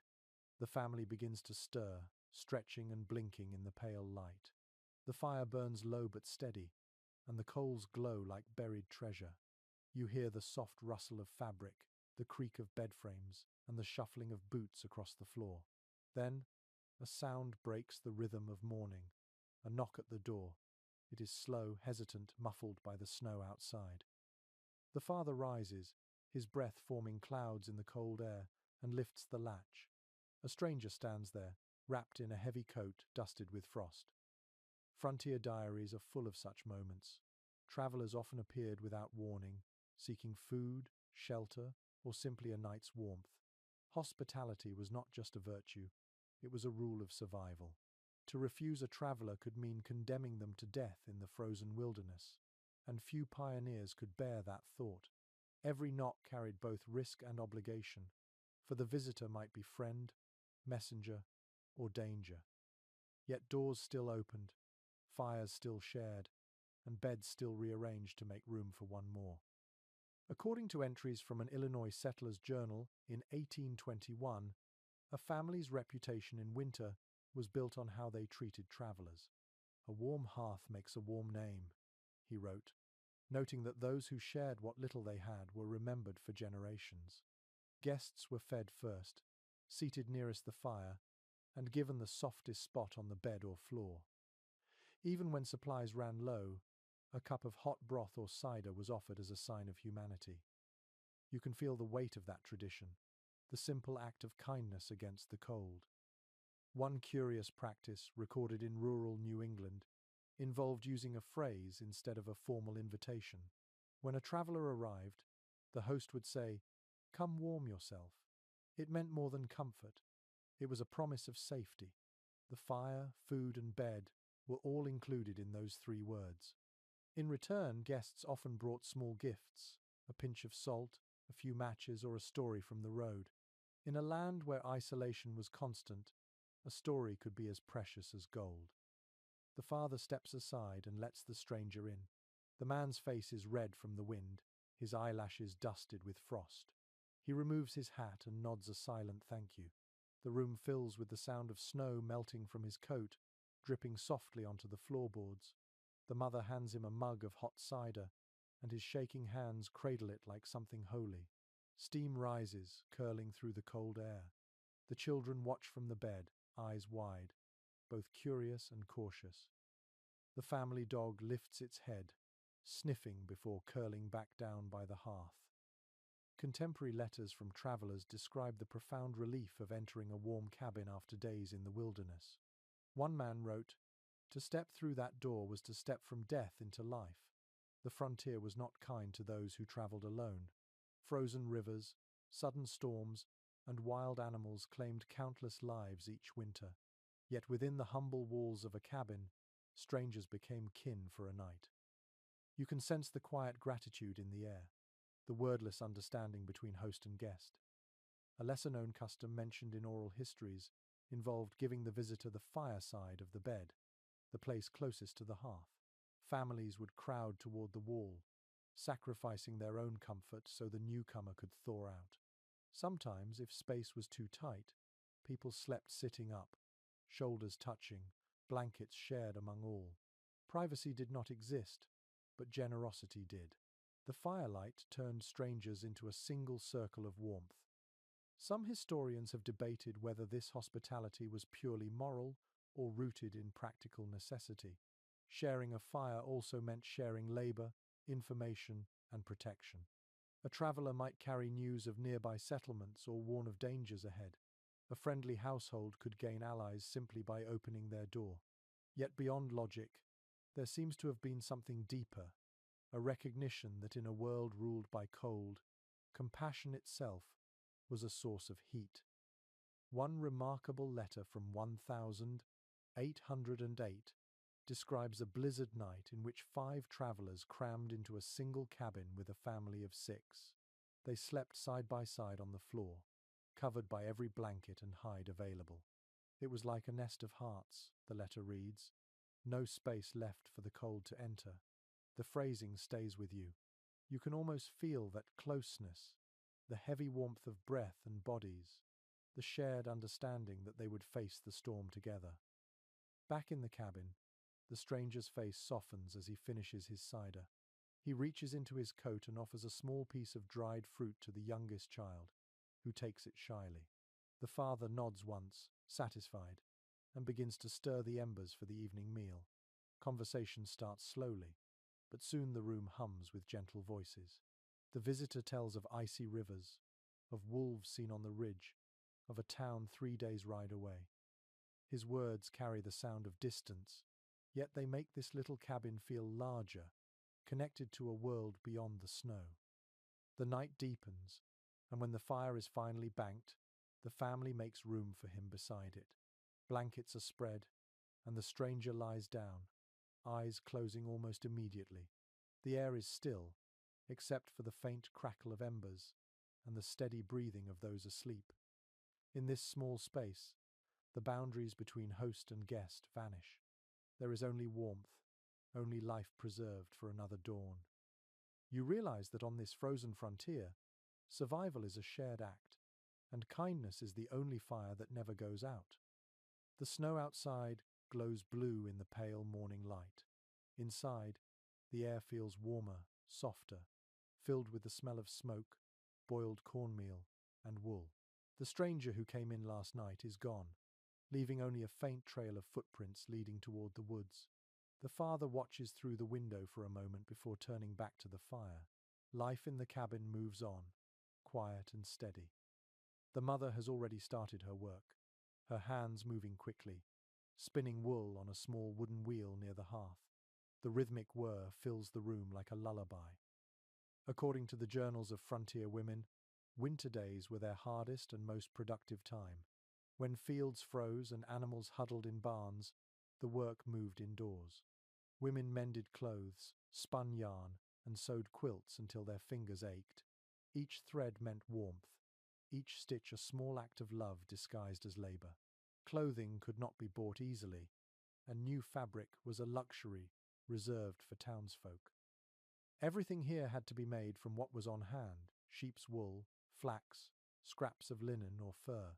The rhythm of survival was measured by the turn of a spindle and the sound of a needle-piercing cloth. One remarkable account from a settler's wife in Ohio describes her winter routine in detail. "I spin from dawn until I can no longer see my hands," she wrote, "and pray that the children's stockings last through March." She listed every item made that season: shirts, mittens, quilts, and patched trousers. There was pride in her exhaustion. The act of creation gave her control over a world that often felt uncontrollable. You can almost picture her sitting in the golden light of the fire, surrounded by curls of wool and scraps of cloth, her face illuminated by the quiet determination of necessity. A curious domestic custom mentioned in oral histories involves using old clothing to reinforce windows and doors. Women would cut strips from worn-out garments and stuff them into cracks, or nail whole sleeves across gaps where the wind slipped in. Children sometimes wore their father's coats at night, the sleeves dragging behind them like cloaks. Nothing was wasted. When a blanket tore, it became a quilt. When a quilt frayed, it became padding for shoes. When even that wore out, it was burned for fuel. Waste was a sin against the cold. According to trade records from early settlements, sewing needles were among the most prized possessions in a frontier household. A good needle could last for years if cleaned and kept dry. Women sometimes shared them among neighbors, passing them around like sacred tools. When one broke, it was buried near the hearth, a gesture of respect that carried echoes of old European traditions. You can imagine the quiet moment when a needle snapped mid-stitch, and the seamstress sighed before carefully placing it aside. Her work briefly paused, but never stopped. One forgotten detail from the letters of a preacher's wife describes how women gathered in small groups during winter, carrying their spinning wheels from cabin to cabin. They called it a spinning frolic. These gatherings were part labor, part fellowship, and part rebellion against isolation. The women sang softly while working, their voices blending with the hum of the wheels. Sometimes a neighbor's husband would play the fiddle, filling the room with warmth that even the fire could not match. You can hear that sound now if you listen closely: the steady whir of spinning, the soft laughter, the rhythmic tapping of feet against the wooden floor. Scholars have often noted that such gatherings served as emotional anchors for women who rarely left their homes. The constant work of survival left little space for leisure, yet these moments of shared labor created small pockets of joy. It was through these gatherings that news spread, that babies were planned for, and that grief was soothed. A spool of thread became a bridge between lives. The mother in this cabin hums a tune as she works. Her hands are quick and sure, pulling the wool into thin, silvery strands before feeding it to the spindle. The thread tightens with a soft sigh.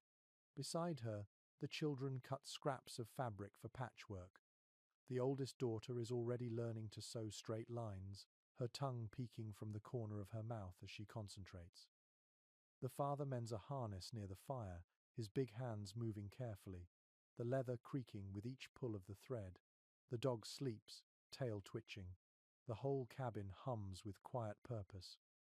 One small artifact from a museum in Kentucky displays a child's quilt from 1820 stitched with initials and tiny symbols, hearts, leaves, and stars.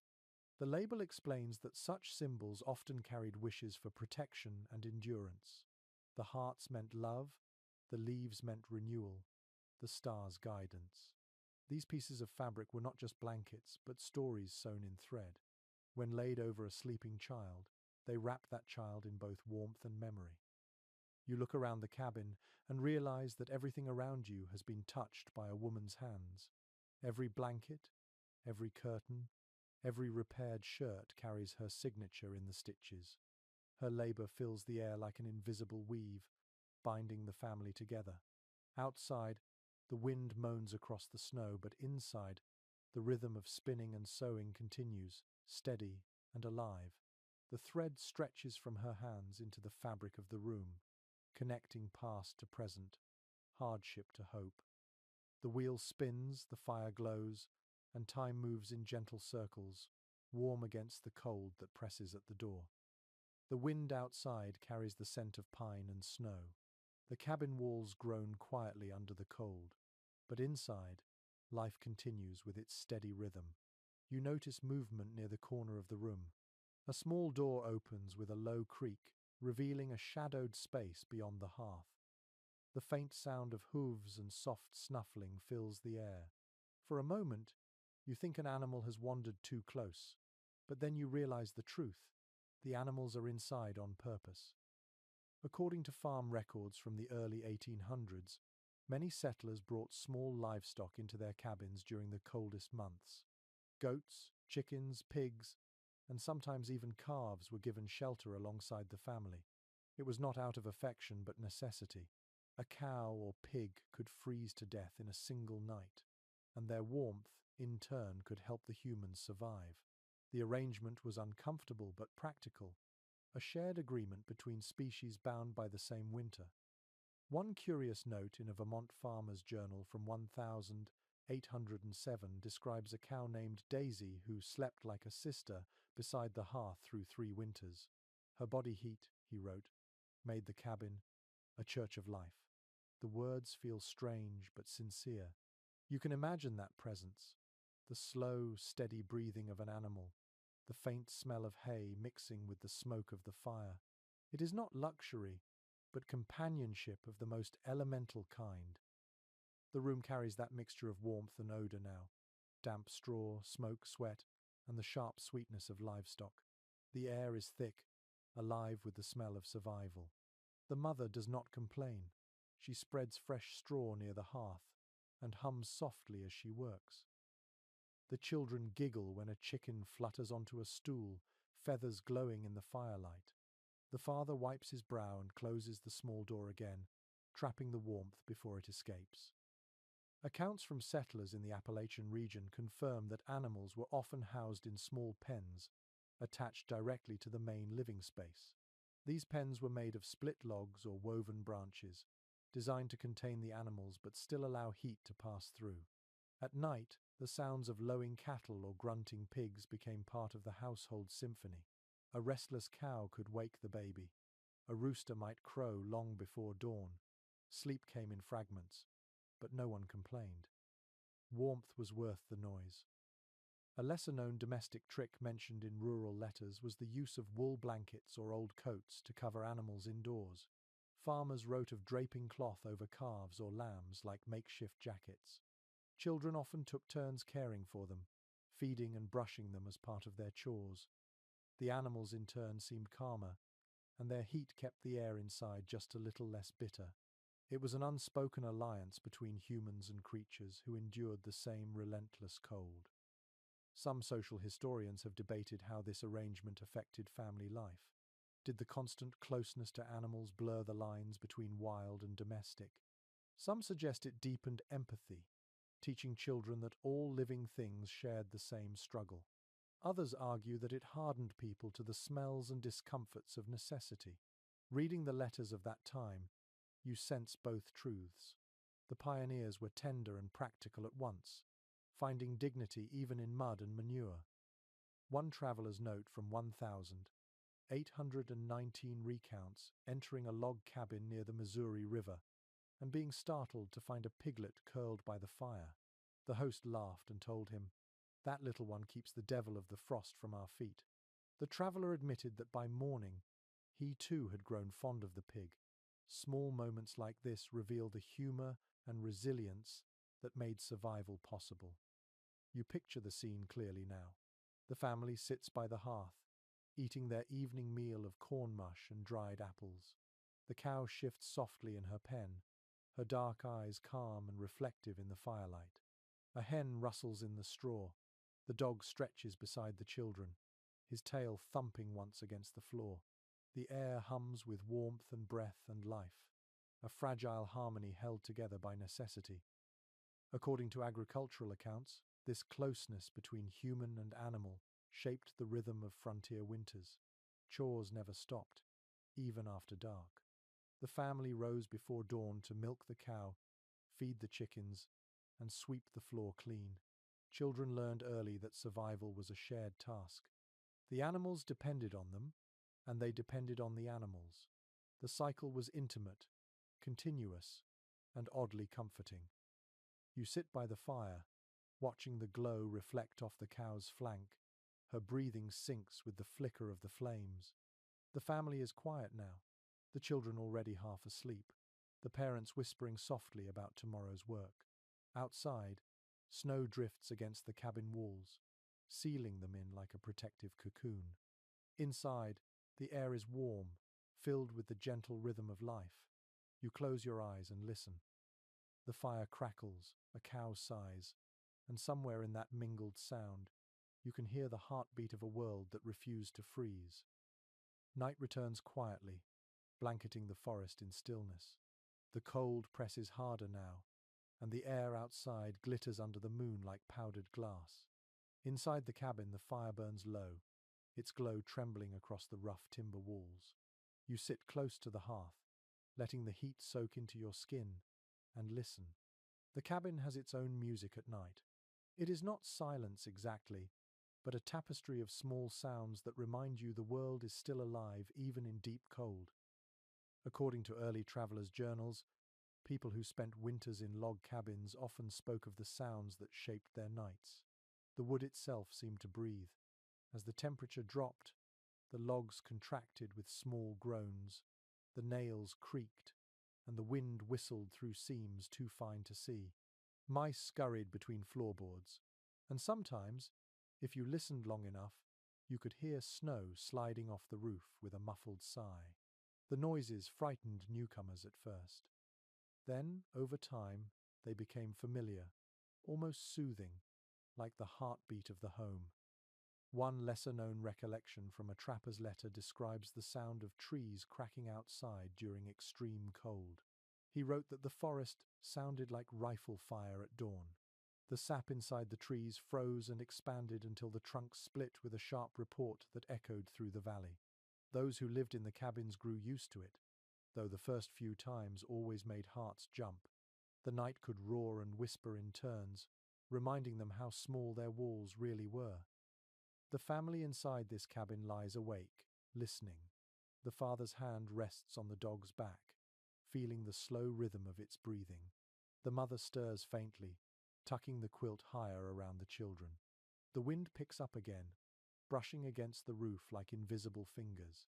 You can hear the faint rattle of dried herbs hanging near the hearth, their stems tapping softly together. The sound is delicate, like glass beads in a slow dance.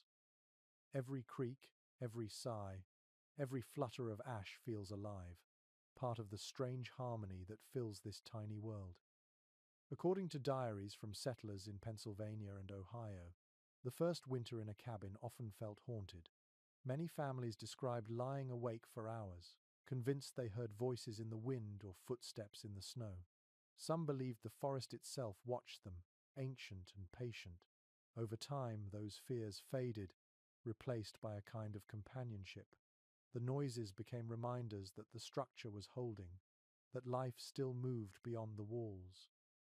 One curious entry from a preacher's journal in 1812 tells of a family who kept a small bell by the bed to ring if they heard wolves too close to the cabin. The sound was meant to scare the animals, though the preacher admitted it mostly reassured the humans. He called it faith against fear. You can almost imagine that little bell ringing once, sharp and bright, echoing into the night like a fragile promise that everything would be all right. Some modern researchers suggest that these nightly sounds helped pioneers cope with isolation. Listening became a form of connection, a way to measure the world without leaving their beds.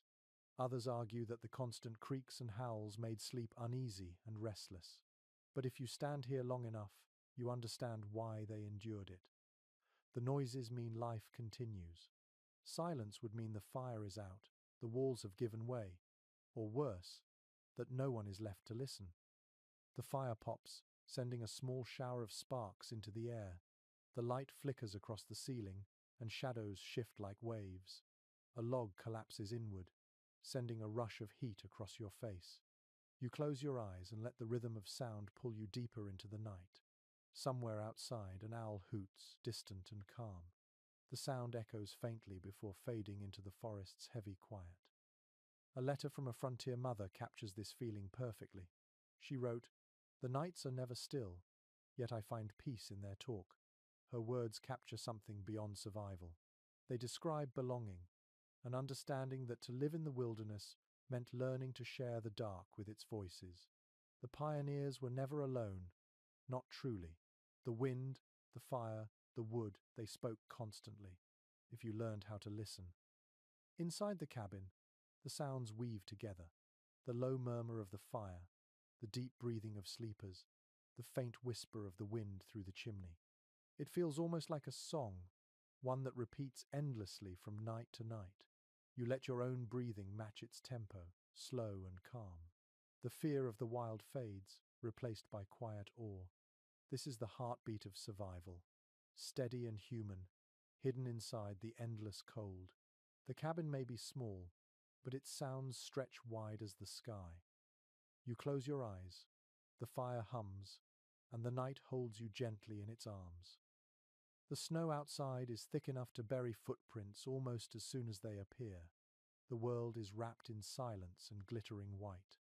Inside the cabin, the air is warm but heavy, the smell of smoke clinging to everything like a second skin. The family moves slowly through the morning light. The mother opens the door to fetch water and gasps as the cold hits her face like a wall. She notices something strange. The snow along the lower logs of the cabin is packed tight, rising almost halfway up the walls. It looks like the house is sinking into the earth, but she smiles instead of worrying. She knows that the snow will help keep them warm. According to period accounts from settlers across the northern frontier, heavy snowfall was not always a curse. In fact, many families welcomed it as a natural form of insulation. When snow drifted high against the cabin walls, it sealed the cracks and blocked the wind. The compacted snow acted like a blanket, trapping the heat that leaked from inside. The pioneers called this effect snowbanking. What seemed like suffocation from the outside was, in truth, protection. The deeper the snow piled, the cozier the cabin became. One curious observation from a Norwegian immigrant in Wisconsin explains that this trick came from old mountain traditions in Europe. He wrote, "When the house grows smaller, the hearts grow warmer." The settlers brought that wisdom with them across the ocean, and it followed them into the new wilderness. It was a gift of nature that turned an enemy into an ally. You can picture it now, the cabin buried up to its windows, glowing faintly through the snow like a lantern under glass. Inside, the family adjusts to the dimmer light. The windows are half covered, letting in only soft blue reflections. The air feels still, muffled, like sound itself is caught in the snow outside. The father moves the chairs closer to the fire, and the mother shakes out the blankets to catch the faint warmth that lingers in the air. The children press their hands to the walls, giggling at how cold the logs feel from the inside. You can almost feel the difference yourself, the strange balance of cold and warmth separated by only inches of wood and frozen air. Contemporary letters from settlers reveal how they learned to use the snow deliberately. When storms came, families shoveled drifts against the base of the cabin to keep out drafts. They packed it firmly with shovels or bare hands until the house looked like part of the landscape. In the far north, some even cut blocks of snow to create windbreaks around doors and chimneys. To live with the cold meant learning to shape it, to turn the very substance of hardship into a tool for survival. A forgotten trick mentioned in the Journal of a Trapper describes melting snow along the roofline to seal leaks. He would heat stones in the fire and place them carefully at the base of the roof, allowing the rising heat to melt just enough snow to form a thin layer of ice. When it froze again, the ice acted like a shield, deflecting wind and water. It was crude science, improvised engineering born from necessity. The result was a roof that creaked but rarely leaked. Some environmental historians have pointed out that these practices blurred the line between natural and artificial shelter. The pioneers did not simply fight the weather, they collaborated with it. Others argue that this cooperation came less from philosophy and more from desperation. Either way, the relationship between people and snow was one of uneasy respect. The same drift that warmed the cabin could also trap it completely, cutting families off for weeks. But they preferred that silence to the piercing wind. You glance out through the small window. The world is dazzling and bright. The snow outside reflects the sun, turning everything white and gold. The cabin's shape is softened, almost hidden beneath its frozen armor. You imagine how quiet the forest must be. No footsteps, no creaks from the trees, only the faint sound of a branch shedding snow in the distance. Inside, it feels like time itself has slowed. The flames move lazily, the smoke curling gently upward, the air thick and still. According to one New Hampshire woman's winter diary, she found comfort in that deep quiet. "The snow holds us like a mother's hand," she wrote, "and though we are prisoners, we are safe." Her words capture the strange duality of those winters, confinement and comfort living side by side. Outside was danger and emptiness. Inside was warmth, love, and the steady patience of endurance. The family sits together now, their faces rosy from the fire. The father sips from a mug of warm cider, the mother knits with her lap full of wool, and the children press their palms against the window to see their foggy handprints appear. The snow outside glows faintly in the afternoon light, turning from white to silver. The cabin feels sealed against the world, like a ship drifting quietly through an ocean of ice. One last sound breaks the stillness, a soft, rhythmic drip from the eaves. The fire has made the snow on the roof begin to melt, and tiny droplets fall onto the packed drifts below. Each drop lands with a gentle click, steady and reassuring. The mother smiles when she hears it. It means the fire is strong, the roof is holding, and life inside continues. The snow may rule the world outside, but within these walls, warmth and will have found a fragile peace. You lean back and let your eyes close, listening to that slow, perfect rhythm. Drip, crackle, breath, heartbeat. The sounds blur into one, and you can feel the deep contentment that comes from surviving another night, another storm, another winter. The cabin may be buried in white silence, but inside, it glows with life, steady and sure. The morning smells of smoke, wool, and something faintly sweet, like apples stored too long in a barrel. The air inside the cabin feels thick with life. You can taste it when you breathe. Your hands are sticky with resin from the firewood, your clothes smell of ash, and the scent clings to everything you own. It is the fragrance of survival, stubborn and comforting. The pioneers did not live in a world of freshness or perfume. They lived in the rich odor of what kept them alive. According to letters written by settlers in the early 1800s, the smell of a log cabin in winter was unforgettable. It was a mixture of burning wood, tallow candles, damp wool, and sweat. The walls absorbed the smoke, staining the logs dark brown over time, until even the light that filtered through the window felt amber. Some visitors from the cities complained about the heaviness of frontier air, but for those who lived here, it was the smell of warmth, of work, of home. One curious note from an herbalist's diary in 1805 describes how women used natural scents to fight the staleness of cabin life. They hung bunches of dried herbs above the hearth: sage, mint, lavender, and sometimes apple peels strung on twine. The heat released their fragrance slowly, masking the odors of cooking and livestock. Some even scattered pine needles on the floor, crushing them underfoot to freshen the air. The writer claimed that a good house smells of smoke and thyme, a philosophy that could only belong to people who had made peace with the earth. The fire crackles as another log settles. The smoke curls upward, brushing the rough stones of the chimney before vanishing into the air. The smell is sharp but pleasant, the kind that lingers in hair and blankets for days. The children sit near the hearth, roasting bits of cornbread on sticks, their faces smudged with soot. The mother wipes flour from her hands and fans the air with her apron. The father sits quietly, sharpening a knife, his clothes stiff from sweat and ash. You can almost hear the scrape of the blade, rhythmic and sure. According to household inventories from frontier settlements, soap was a rare commodity during long winters. Many families made their own from animal fat and wood ash, stored in clay crocks near the hearth.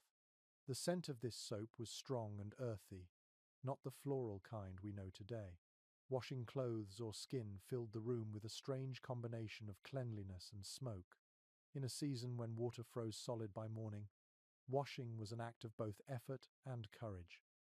One forgotten custom among mountain families involved fumigating cabins during deep winter.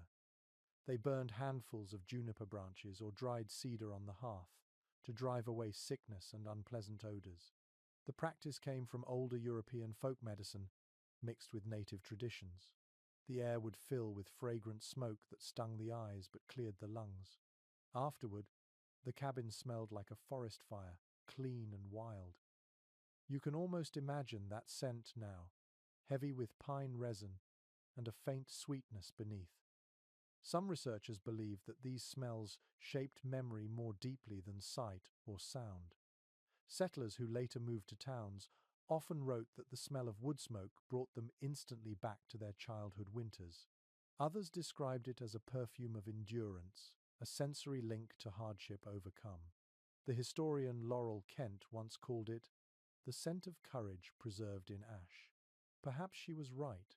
In this place, smell was not decoration, it was a language. The family sits down to their meal. The mother ladles stew from the pot, the rich aroma of venison and onion filling the air. The children eat quietly, steam rising from their bowls. The father leans back, eyes half closed, listening to the wind outside. The combination of smells: meat, smoke, wet wool, apples drying by the fire wraps the room in a thick, invisible blanket. You realize that warmth is not just temperature, it is texture, scent, and familiarity. It is knowing this exact mixture means you are safe for another night. One traveller from England wrote in his 1823 journal that every cabin he entered had its own breath. He described the smell of smoke that seemed to cling to the people themselves, even when they visited town. He said he could always tell a frontier family by their scent. To him it was foreign, but to them it was identity.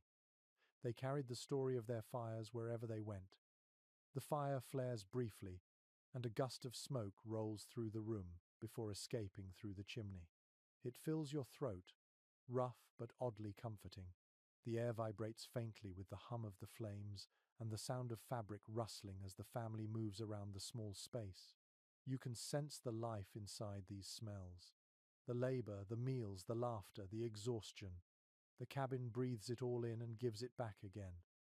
Outside, the snow glows under the afternoon sun, blindingly white against the dark line of trees.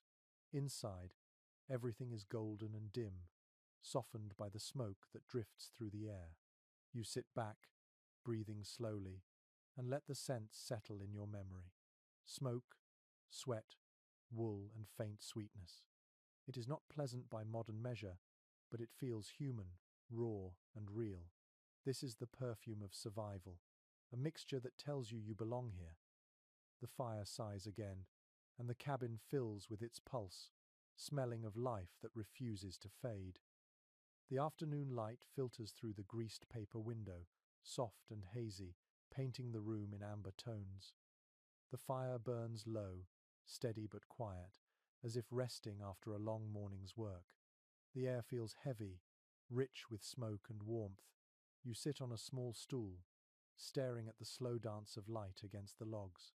Outside, the forest stands still, its branches dusted with snow, the world silent except for the faint call of a crow far away. Inside the cabin, you feel time stretch and slow, folding in on itself like the rhythm of breathing. According to the surviving letters of early pioneers, winter afternoons were often the quietest moments of the day. Work paused for a few precious hours, giving families a chance to rest and reflect. Many settlers described this time as the soft hour, a brief interlude between labor and nightfall when the fire glowed brightest and memories of home felt nearest. It was then that thoughts turned inward, drifting toward the lives left behind across the sea or in the distant towns they would never see again. One letter from a young woman who emigrated from Ireland in 1802 describes sitting by the fire with her sewing while thinking of her mother's hearth back home. She wrote, "The air here smells of new pine, not turf, yet the smoke curls the same way." Her words carry both longing and peace, the delicate balance of someone learning to belong in two places at once. You can imagine her face lit by firelight, her hands moving slowly, the soft ache of memory filling the space between each stitch. The cabin itself feels alive with these echoes. Every family carried their own ghosts of home, not in sorrow but in memory's comfort. The songs sung quietly before sleep, the stories told in half-whisper to restless children, the familiar prayers murmured by the hearth, all were threads connecting past and present. The fire became a bridge between worlds, burning both here and there, between what was lost and what had to be built anew. According to travel accounts from merchants visiting frontier communities, many cabins were decorated not with wealth, but with memory. Small keepsakes from the old country sat on mantels, a brass button, a wooden comb, a scrap of embroidered cloth, a lock of hair in a ribbon. These fragments carried warmth of their own, symbols of belonging when everything else was strange. You can almost see them now, glinting softly in the firelight, reminders that comfort often begins in the heart before it reaches the body. One forgotten practice mentioned in Scandinavian immigrant diaries involved sitting quietly by the fire at dusk, sharing stories from home before saying evening prayers. They called it telling time, not in the sense of clocks but of keeping history alive. Every retold story became a blanket, wrapping the family in familiarity. Some settlers described the telling of a good memory as being warmer than 3 logs on the fire. In this little cabin, where cold pressed on every wall, the imagination became another source of heat. Some scholars have argued that nostalgia was a form of resistance against the loneliness of the frontier. Remembering where you came from was a way of staying human amid isolation. Others see it as emotional exhaustion, a yearning that could never quite be satisfied. Yet both ideas share the same truth. The mind needed warmth just as much as the body. Without memory, even the brightest fire could not keep out the cold. You watch the family as they gather near the hearth. The father mends a boot, his fingers dark with wax and soot. The mother hums softly, her voice a thread of sound winding through the air. The children sit cross-legged, watching a pot simmer, the smell of apples and cinnamon spreading slowly through the room. The light flickers across their faces, and for a moment everything feels suspended in quiet grace. It is a portrait of endurance, softened by tenderness. One traveller who visited a remote settlement in 1814 described walking past a row of cabins at dusk and seeing their windows glow like tiny stars against the snow. He wrote, "Each light is a heart still beating." That line captures the miracle of what you see here. Every flicker of flame, every remembered story, every breath drawn in the dim air is a refusal to surrender. The pioneers did not only survive the cold, they outshone it. You close your eyes and imagine the thoughts that filled these afternoons. Memories of laughter echoing across the sea, the taste of bread baked by someone long gone, the warmth of a familiar hand once held, now only remembered through a wedding ring that catches the firelight. Nostalgia is not sorrow here. It is a quiet fire of its own. It burns in the mind, steady and golden, pushing back the endless winter. The shadows stretch longer as daylight fades. The mother sets aside her work, and the father stirs the fire to life again. Sparks leap upward, bright and brief. The air hums with renewed warmth. The family settles into their places, the children leaning against one another, the dog curling by their feet. The glow of the hearth deepens, wrapping them in a soft cocoon of light. You can smell the apples, the smoke, the faint sweetness of the past still hanging in the air. For the pioneers, dreams of home were not escapes from hardship, but companions to it. In the glow of this fire, you understand how they found peace even in exile. The flames rise a little higher, and the warmth spreads outward, blurring the edges of grief and comfort. The night gathers outside, silent and vast, but inside the cabin, the past and present rest together in the same gentle light. The night has deepened, and the forest outside feels almost alive with listening. The moonlight touches the snow with silver edges, and the trees stand like tall black sentinels watching over the sleeping world. Inside the cabin, the fire has been banked for the night, glowing faintly under a layer of ash. The air is still and soft until a sudden sound breaks it, a knock at the door, sharp and hurried. You sit up, your heart pounding. The father rises, pulls on his boots, and reaches for the latch.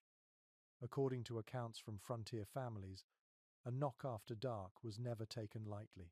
It could mean a neighbor in trouble, a traveler lost in the woods, or in rare cases something far worse. The wilderness did not forgive mistakes, and people learned quickly that even a few hours in the cold could turn deadly. The rule was simple: no one was turned away. To refuse a knock at night was to risk your own soul, as well as your neighbor's life. The father opens the door, and a gust of freezing wind rushes inside, scattering ash across the hearth. A man stands there, his breath visible in the air, his face pale under the moonlight. He is wrapped in a ragged coat, snow caked on his shoulders. Behind him, the dark woods stretch endlessly. He stammers an apology, his voice cracking from cold. The mother moves quickly, guiding him toward the fire. Within moments, she is wrapping him in blankets, pressing a cup of warm broth into his trembling hands. Contemporary journals describe moments like this in vivid detail. Travelers were common during the early years of settlement. Peddlers, preachers, trappers, and families moving west in search of land. Many depended on the kindness of strangers, guided by the faint glow of firelight from cabin windows. Those who opened their doors often spoke later of the mixture of fear and faith that came with it. The stranger might be friend, but he might also be desperate. Still, hospitality was a sacred duty. One curious entry from an 1816 almanac lists rules of welcome kept by homesteaders. It advised that every guest be offered food, fire, and floor space, no matter how small the cabin. In return, the visitor was expected to share news, help with chores, or at least tell a story before morning. The exchange was both moral and practical, binding isolated families together in the vast emptiness of winter. The man in this cabin speaks slowly, his voice still shaking. He tells of a horse lost in a storm, of wandering through the forest for hours before spotting the chimney smoke. The father nods quietly, listening. He knows this story too well. The mother ladles another bowl of stew and pushes it toward him. The children peer from behind the quilts, their eyes wide with both fear and curiosity. The dog growls once, then settles again when the stranger lowers his gaze. According to one settler's memoir, the fear of intrusion never fully left frontier life. Stories spread of thieves or drifters who used hospitality as a trap. Yet most families still chose to open their doors. One woman wrote that, "Trust is the last fire we can bank against the dark." Her words carried the truth of an age when survival demanded both courage and compassion. A lesser-known account from a small community near the Great Lakes tells of a night when two families, separated by miles of forest, saved one another's lives by answering a midnight knock. In one cabin, a child was dying of fever. In the other, a woman had medicine. They met halfway, each carrying a lantern through the snow. Their footprints in the morning, side by side, became a symbol of faith passed down for generations. Some historians suggest that this culture of mutual rescue shaped the moral landscape of early America. Others argue that it simply grew from necessity. Either way, the habit of answering the door, of trusting the knock, became part of what defined community in the wilderness. The frontier might be cold and unforgiving, but humanity found ways to keep its flame alive.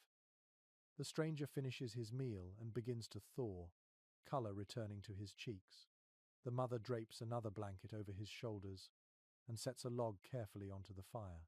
The father sits across from him, speaking in low tones about the road ahead, about wolves spotted near the ridge, about the small miracles that hold people together in winters like this. The conversation drifts, soft and measured, blending with the pop of the fire and the faint whistle of the wind at the window. You can feel the tension easing in the room. The stranger's eyelids grow heavy, and he leans back against the wall. The family settles again, each finding a small space to rest. The fire hums gently, shadows moving like liquid across the walls. Outside, the forest returns to its quiet watch. One traveler's letter from 1819 ends with a sentence that fits this moment perfectly. "I slept in a stranger's home and woke as a brother." The phrase captures what happened so many times on these frozen nights, when warmth and kindness bound lives together for a single fleeting moment. The father rises once more to check the latch, making sure the door is secure against the wind. The stranger sighs in his sleep. The dog curls beside him, and the fire gives off a soft crackle that fills the silence. The room glows faintly, golden and calm. You close your eyes, feeling the deep peace that follows fear's retreat. In this small space, where trust outweighs caution, the world feels merciful again. Outside, the cold waits patiently, but inside, humanity has already won for one more night. The next morning breaks cold and bright, the kind of light that glitters on the snow until it almost hurts to look at it. The stranger has gone, leaving behind a few quiet words of thanks and a promise to send help if he reached town. The family watches him fade into the white distance before closing the door. The cabin settles again into its familiar rhythm. The fire hums. The children whisper. The mother sweeps the floor. The father bends to his tools, and you notice something new in the room. A freshly built bed raised slightly above the ground, its wooden frame simple but carefully crafted. According to written inventories from frontier settlements, the invention of a raised bedstead was one of the great comforts of cabin life. At first, many families slept directly on straw mats spread across the floor, but as tools became more available, they began to lift their bedding off the cold ground. It was a small change with a large effect. The air beneath the bed helped keep blankets dry, and the extra height made it easier to escape the drafts that crawled across the floorboards. A few inches of wood could mean the difference between comfort and frostbite. One surviving account from a settler in Indiana describes how proud he felt after building the family's first bedstead. "It stood high as my knees," he wrote, "and no rat dared visit in the night." The structure was simple: 4 posts, 2 rails, and ropes stretched in a crisscross pattern to hold the mattress. When the ropes sagged, the family tightened them with a wooden key. It was from this habit, he explained, that the old phrase, "sleep tight," was born. You step closer to this new bed. The wood still smells fresh. and the surface gleams faintly from the oil rubbed into it. The mattress is filled with straw, the quilt neatly folded on top. You can almost feel the pride that comes from turning raw wood into something that offers rest. The father runs his hand over the frame, checking each joint. The children climb up one by one, laughing softly as the ropes creak beneath them. The mother watches with a smile that holds exhaustion and relief in equal measure. According to carpentry notes from that era, bedsteads were often built from whatever wood grew nearby: oak for strength, pine for ease of shaping, hickory for durability. Some settlers carved small initials into the posts as blessings, a way to mark the bed as part of the family. When a child was born, a new notch was sometimes added. The bed became not just furniture, but a record of life itself. One curious observation from a traveler's diary tells of a family who slept in a bed so high they needed a small ladder to climb onto it. Beneath the frame they stored baskets, tools, and even a few hens that pecked quietly in the straw. The writer joked that the bed served as both barn and palace, but his tone carried admiration. Every piece of the cabin had to work twice, sometimes 3 times over. Even sleep had to make room for survival. Historians have long debated how much comfort the pioneers truly found in these small inventions. Some claim that the elevated bed changed their quality of life more than any other domestic improvement of the time. Others argue that it only disguised hardship, giving the illusion of civility inside a wilderness that remained merciless. Yet, reading the journals and letters, you sense that comfort, even symbolic, mattered deeply. The bed represented progress. It was a declaration that life could be improved, one plank at a time. The family prepares for sleep again that night, and the new bed becomes the center of quiet ceremony. The father tightens the ropes carefully, the mother smooths the quilt, and the children climb in together, whispering that it feels like floating. The dog circles twice on the rug below and sighs contentedly. The air smells faintly of pine shavings and warmth. A lesser-known detail from letters kept in family archives mentions that new bedsteads were often christened with prayer. The mother would stand at the foot of the bed and say, "May we rise in peace as we rest in peace." The words echoed a much older blessing from Europe, carried across oceans and through generations. You can almost hear her voice now, steady and soft, rising over the hiss of the fire. The father lies down beside her, the straw mattress crunching beneath their weight. The sound is gentle, like dry leaves underfoot. The firelight dances across the beams above, casting ripples of orange and gold. Outside, the snow glows faintly under the moon, the world frozen but still. Inside, the raised bed creaks once, then settles into silence. The family breathes together, the warmth of their bodies rising toward the rafters. One carpenter's note from the period claims that a bed well built teaches rest.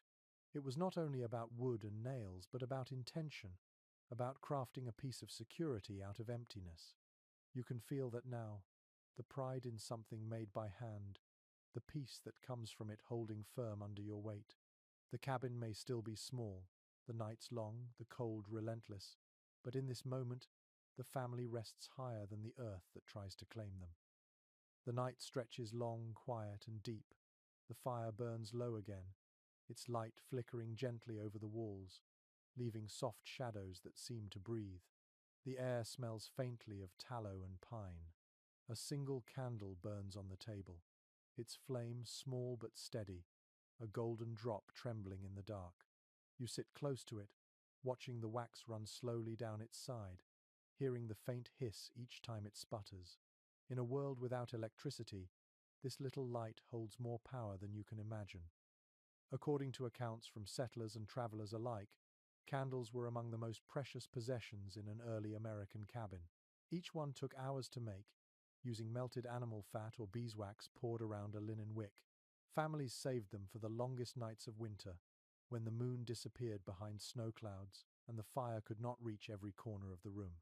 To light a candle was to declare defiance against the dark, to bring back the sun for a few hours.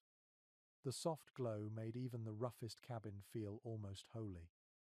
One curious entry in an old housekeeper's journal describes the process of candle making as both tedious and satisfying. The writer explained how she dipped a dozen wicks at once into warm tallow, lifting them again and again until the layers hardened. Each dip added another whisper of light to the future. When finished, the candles were hung to cool, swaying gently like pale fruit from the rafters. The smell lingered for days, rich, waxy, faintly sweet and earthy all at once. You can imagine that same scent filling the cabin now. The mother trims the wick with small scissors to keep the flame from smoking. The father sits beside her, his face lit softly, reading from a worn Bible with letters fading at the edges. The children listen, their eyes half closed, lulled by his low, steady voice. The candlelight makes the room glow like amber, blurring the lines between shadow and warmth. According to surviving letters from missionaries and schoolteachers who lived on the frontier, evenings like this were often the only time people could read or write. Many learned their letters by firelight, squinting over primers or copying verses into small notebooks made from scraps of paper. The candle was both teacher and companion, its steady flame encouraging patience. A single candle might burn for 6 hours, but its light could shape a lifetime. One lesser-known detail mentioned in local folklore is that many families believed the candle's flame reflected the soul's mood. If it flickered wildly, someone far away was thinking of you. If it burned low and blue, illness or sorrow might be near. These beliefs turned light itself into a form of language, a quiet conversation between the living and the unseen. You can almost feel that belief now, sitting beside this small, glowing heart of fire, listening to it whisper in the stillness. Some cultural historians argue that the candle became more than a tool for light. It was a symbol of dignity, proof that even in the harshest conditions, people sought beauty. Others note that it also revealed fear. The flame could be blown out by a single gust, leaving a room swallowed by darkness and silence. It reminded the pioneers that everything they cherished could vanish as easily as breath, yet still they lit it every night. The father finishes reading and closes the book.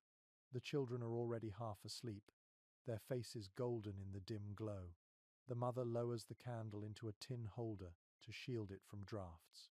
The shadows climb higher along the walls, thickening at the ceiling where smoke stains form faint rings. Outside, the night deepens until even the snow seems to disappear. Inside, the only movement is the candle flame trembling like a living pulse. One traveller in 1811 wrote of visiting a cabin lit by 3 candles at once and described it as bright as heaven. You can understand why. Each flame changes the air around it, softening every harsh line, turning rough wood into gold and faces into warmth. In that glow, the world becomes smaller but gentler. It holds everything essential: the people you love, the fire that feeds you, the faith that tomorrow will come again. The candle burns lower. The mother pinches the wick between her fingers and blows softly. The room exhales with her. The darkness returns, thick but not frightening, for the embers in the hearth still glow faintly red. You feel the quiet settle again, the peace that follows after light. The family drifts towards sleep, and even the night outside seems to pause, respecting their rest. A scholar once described this nightly ritual as an act of fragile hope repeated endlessly. You think about that now, watching the last curl of smoke rise from the snuffed wick. The air smells faintly of melted wax and ash. The flame may have vanished, but its warmth lingers, invisible yet real. The candlelight has gone, but it has left its mark, a small circle of tenderness in a world of cold and dark. And that, perhaps, is the truest kind of light there is. The cabin sleeps in deep quiet until a faint sound stirs you awake. It is a cough, dry and weak, followed by a low murmur. The fire has burned down to ash, and the air feels colder than before. You rise slowly, your breath forming white clouds in the darkness. The mother is awake too, sitting beside the bed, her face pale in the faint light that seeps through the window. One of the children is feverish. You can feel the tension in the room, the hush of worry pressing close. According to medical notes from frontier journals, illness during winter was one of the greatest fears of the early settlers. Doctors were rare, medicine scarcer still. When fever struck, families relied on what knowledge they carried, mixed with superstition and prayer. Warmth became the first remedy for every sickness. The fire was the doctor, the quilts were the nurses, and hope was the only prescription that never ran out. One household record from 1808 describes how families treated chills and frostbite with heated stones wrapped in cloth. They placed them at the feet or pressed them gently against the chest. Others brewed teas from willow bark, pine needles, or dried elderflower, letting the steam fill the air while the patient breathed it in. Every cabin had its secret recipe, handed down like treasure. The ingredients changed, but the purpose never did: to bring warmth back into the body and keep death waiting outside the door. The mother moves quietly now, stirring a small pot by the hearth. The smell of herbs fills the room, sharp and green, cutting through the thick scent of smoke. She tests the warmth of the liquid on her wrist before giving the child a sip. The father kneels by the fire, coaxing new flames from the dying coals. His hands move fast but gently, his jaw tight with worry. You can feel the fear beneath their calm. Out here, sickness travels faster than the wind and leaves no time for panic. According to missionary reports from the northern frontier, even a common cold could turn deadly in a cabin sealed tight against winter. The same walls that kept out the frost also trapped smoke and dampness. Children coughed through the night, and families prayed for spring to bring fresh air. Some built small vents in the roof to let the sickness escape, believing the wind could carry illness away. It was half faith, half instinct, and sometimes it worked. One curious account from a diary kept by a midwife tells of using animal fat as a salve for frostbite and sores. She wrote of rubbing it into the skin until it glowed, warming both body and spirit. Another entry describes placing onions in the corners of the room to draw out bad humors. Modern science might laugh at such remedies, but in those long winters, faith and improvisation were often enough to keep people alive. The mother hums softly as she strokes the child's hair, her voice barely above a whisper. The tune is simple, ancient, and soothing. The father lays his palm against the child's forehead and nods in relief when he feels the fever beginning to ease. The firelight catches in their eyes, reflecting both exhaustion and devotion. You realize that love itself is another kind of medicine here, quiet and persistent, burning like a small flame in the vast dark. Some social historians note that frontier families developed their own systems of healing, not just from necessity, but from a deep belief in connection. The body, the earth, and the fire were all part of the same rhythm. To tend one was to tend them all. Others suggest it was simply practicality born of isolation. Whatever the reason, the people who lived in these cabins became their own healers, learning to read signs in the color of a face, the sound of a cough, the glow of a fevered cheek. The child sighs and turns over in sleep, the fever broken. The mother finally lets herself breathe. She dips a cloth in the warm water and wipes her hands slowly, her eyes heavy with fatigue. The father sits beside her, shoulders slumped, the glow of the fire soft on his skin. For a moment, no one speaks. The only sound is the quiet crackle of the logs and the faint drip of melted snow outside the door. The cabin feels sacred now, wrapped in calm after fear.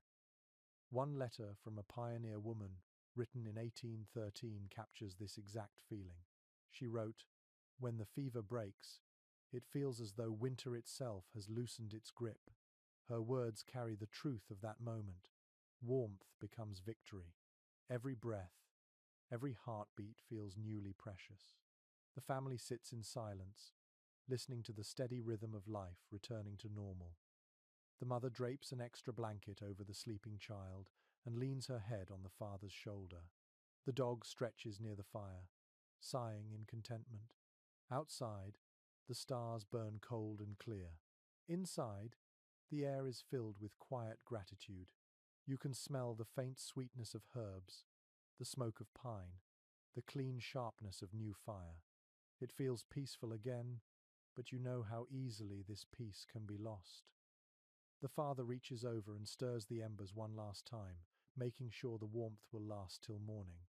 The flames flicker gently, washing the walls in soft orange light. The family drifts towards sleep again, weary but safe.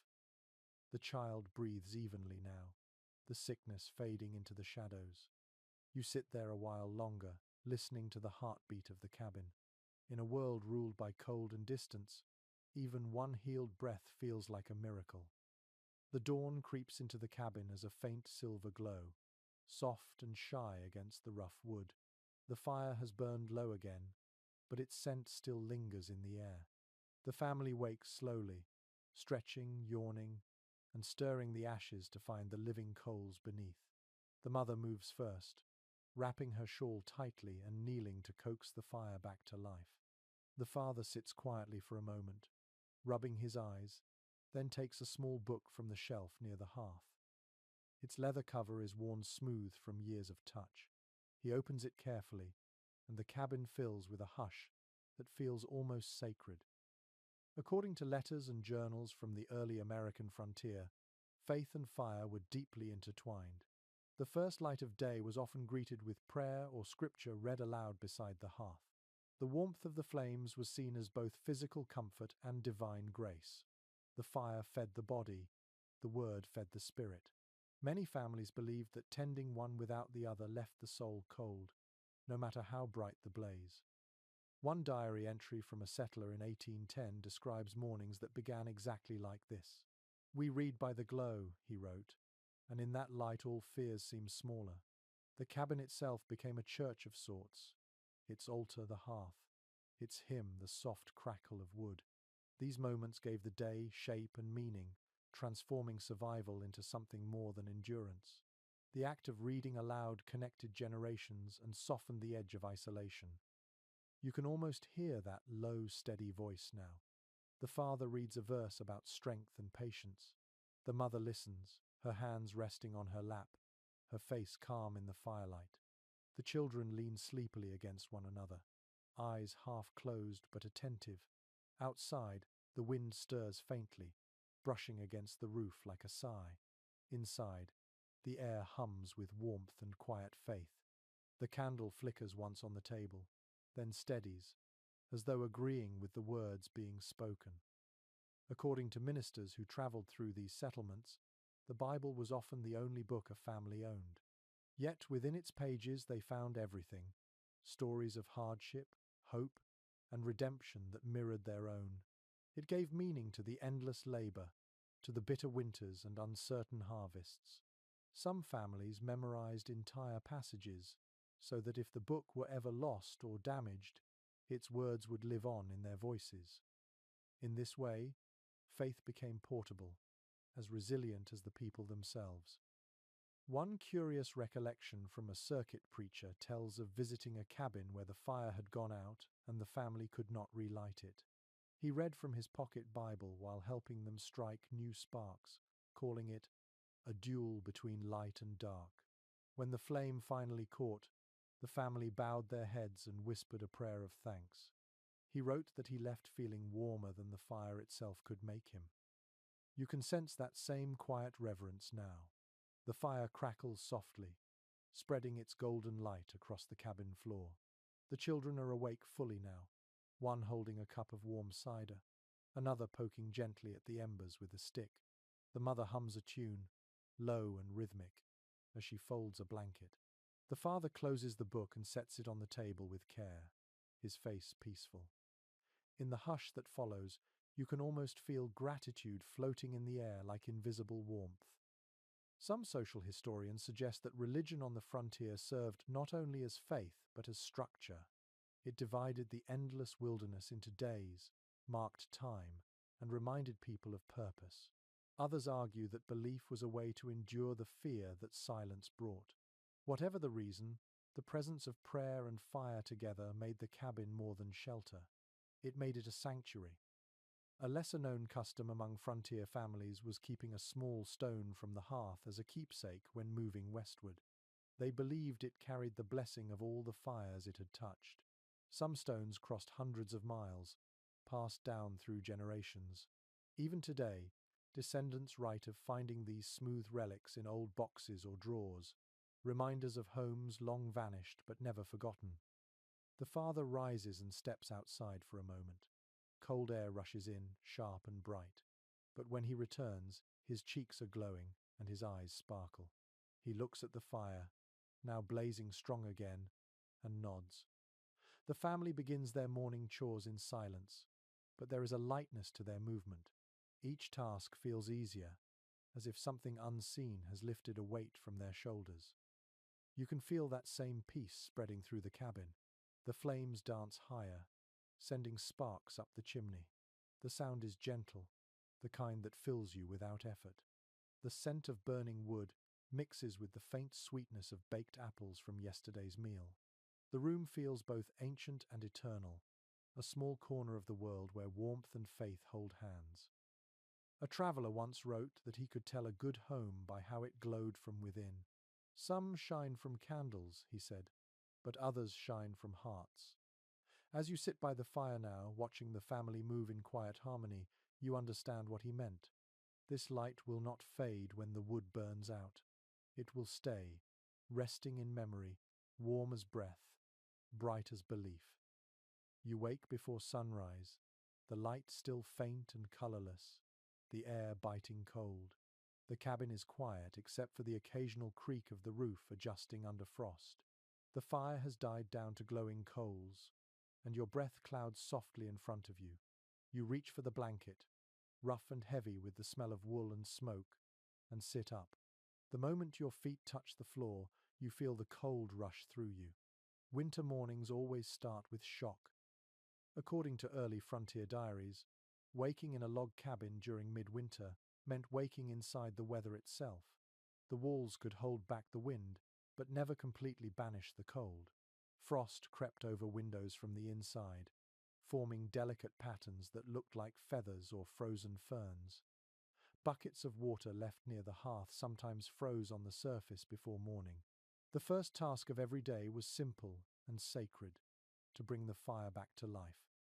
You picture the father crouched at the hearth now, blowing gently on the coals, his hands cupped around the small flame that begins to glow in answer.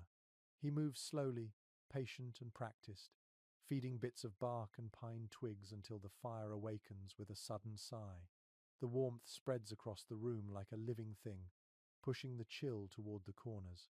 The first light of dawn joins it, spilling through the small window in soft streaks. The mother stirs next, her hair loose over her shoulders, her face pale in the morning light. She adds another log to the flames, and the fire brightens until the room glows golden. According to one traveller's letter written in 1812, the inside of a frontier cabin in the morning smelled like wood smoke and frozen dreams returning to life. The smell of pine mingled with the faint sweetness of ashes, creating an aroma that no one forgot. Even years later, settlers who moved to towns wrote of missing that scent, the smell of beginning again every day. The children wake one by one. Their cheeks are pink, their hair tangled, their hands searching for the quilt before daring to leave its safety.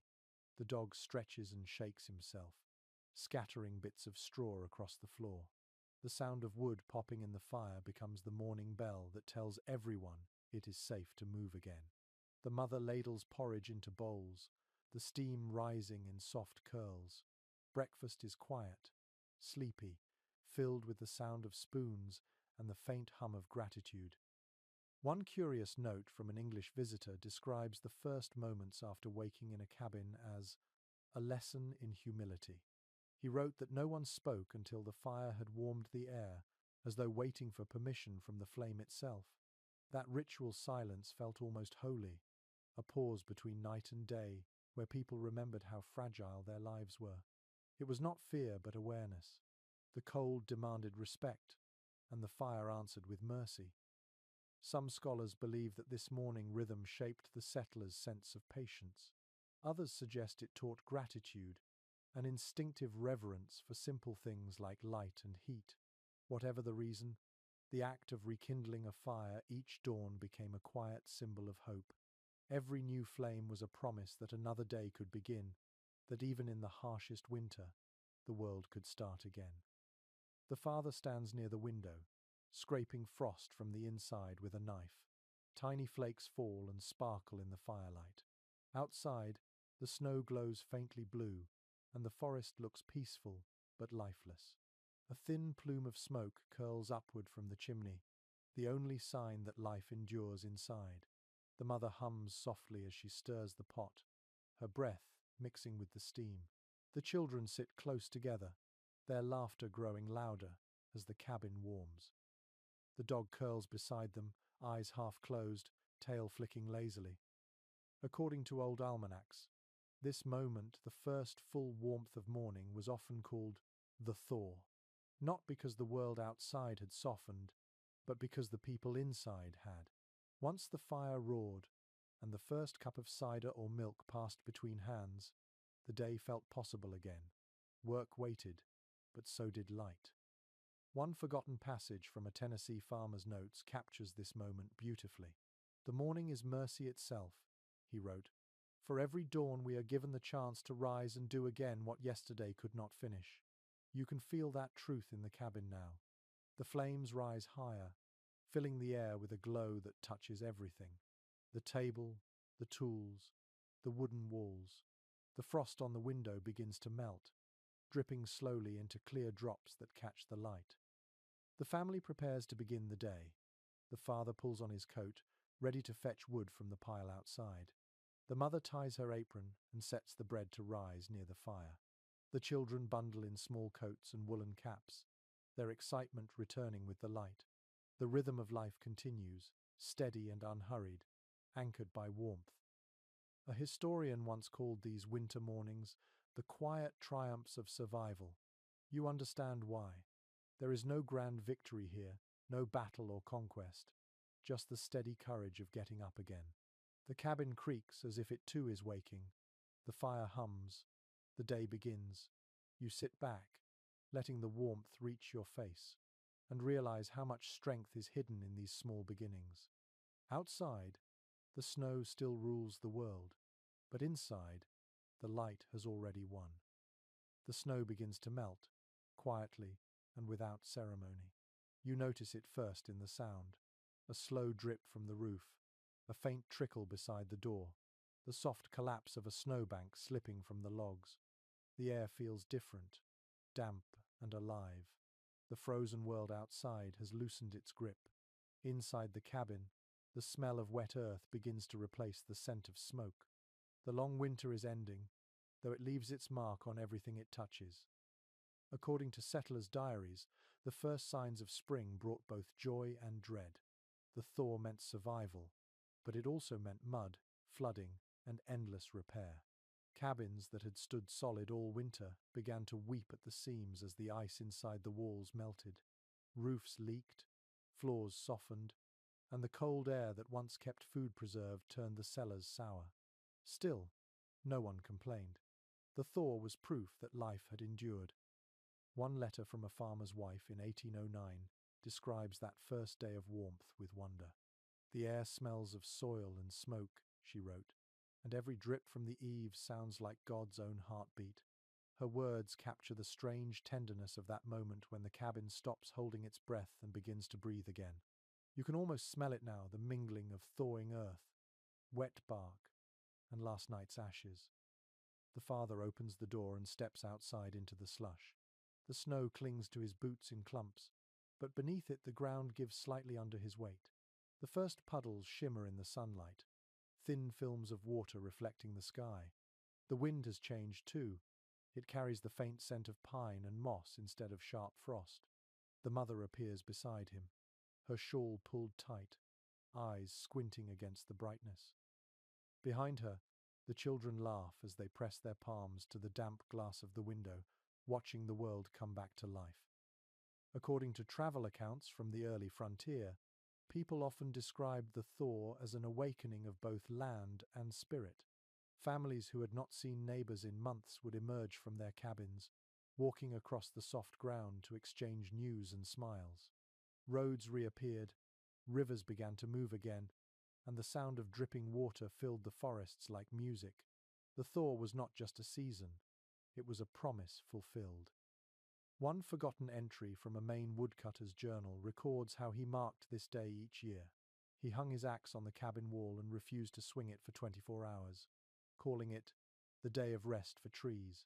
He said the forest had worked as hard as he had through the winter and deserved peace. The thought feels strangely gentle for a man who lived by chopping wood, but perhaps hardship teaches tenderness more than comfort ever can. Inside, the family begins the slow process of spring cleaning. The mother sweeps the floor with renewed energy, chasing out the soot and dust that have gathered through the long months. The father lifts the shutters to let the light flood in. The children help roll up blankets and carry them outside to shake clean. Even the dog seems lighter, nosing at the open door, curious about the wet air. You can feel the cabin itself stretch, its timbers groaning softly, adjusting to warmth after so much cold. According to local folklore, the first fire made after the thaw was considered special. Some families called it the thank you fire. They burned small twigs from the oldest trees near their homes as a gesture of gratitude. The smoke was believed to carry thanks to whatever forces had kept them alive through the season. Historians argue whether the custom had religious roots or was simply a way to mark survival, but the meaning remains clear. The end of winter was not taken for granted. The father builds that fire now, smaller than before, more for comfort than defense. The smoke rises lazily, curling through the new light streaming from the window. The warmth feels different, less desperate, more peaceful. The mother hums as she works, her voice soft and content. The children's laughter drifts in from outside as they splash in puddles, their boots soaked but spirits unbroken.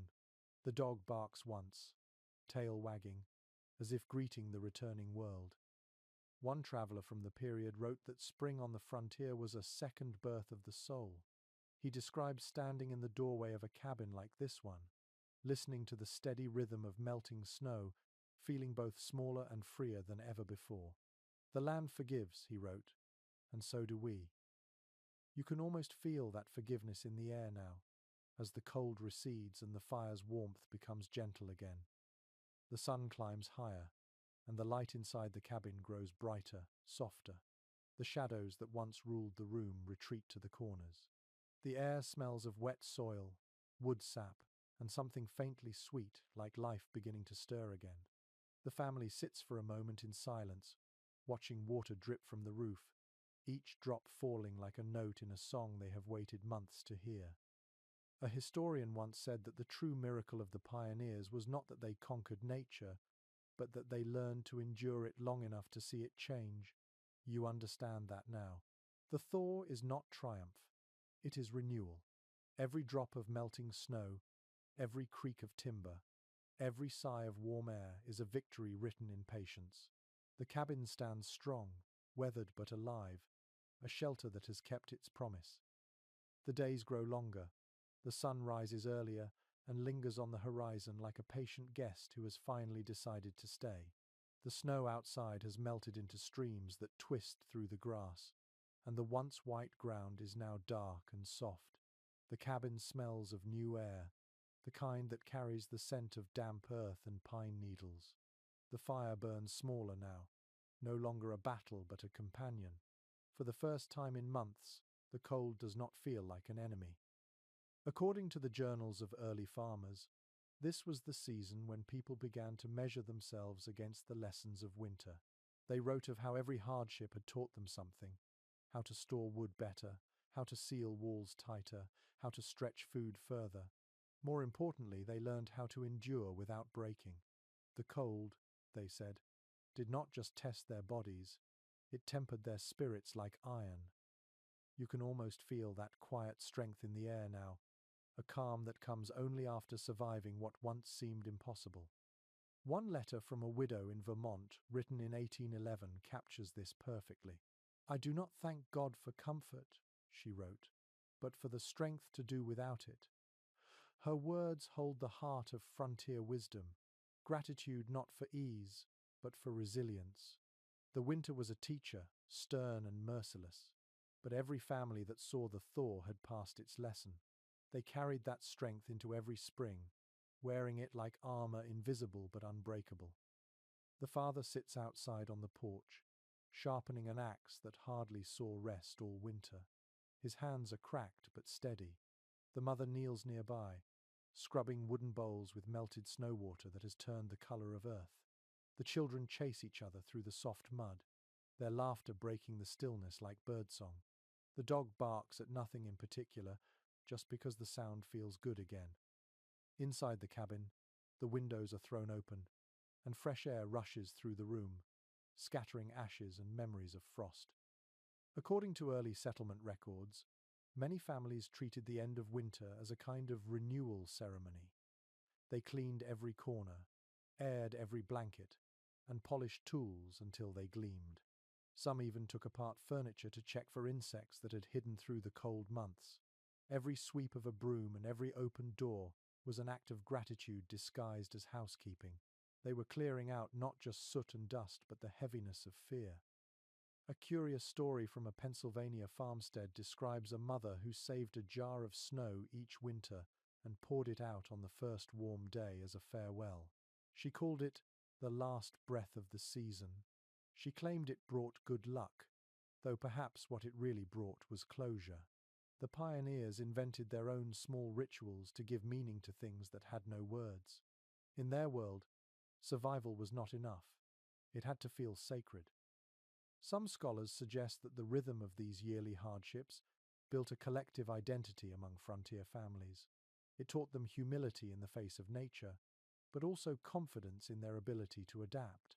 Others believe it made them deeply practical, their faith shaped by necessity. Whatever the truth, these people found beauty in persistence. They learned that comfort is not what keeps you alive, hope does. Inside the cabin, the mother lays the quilts by the window to catch the Sunday. The colors, once dull from smoke, brighten again under the light. The father runs his hand along the wall, feeling the dried clay between the logs, proud that his work has held. The air smells of warmth, of possibility.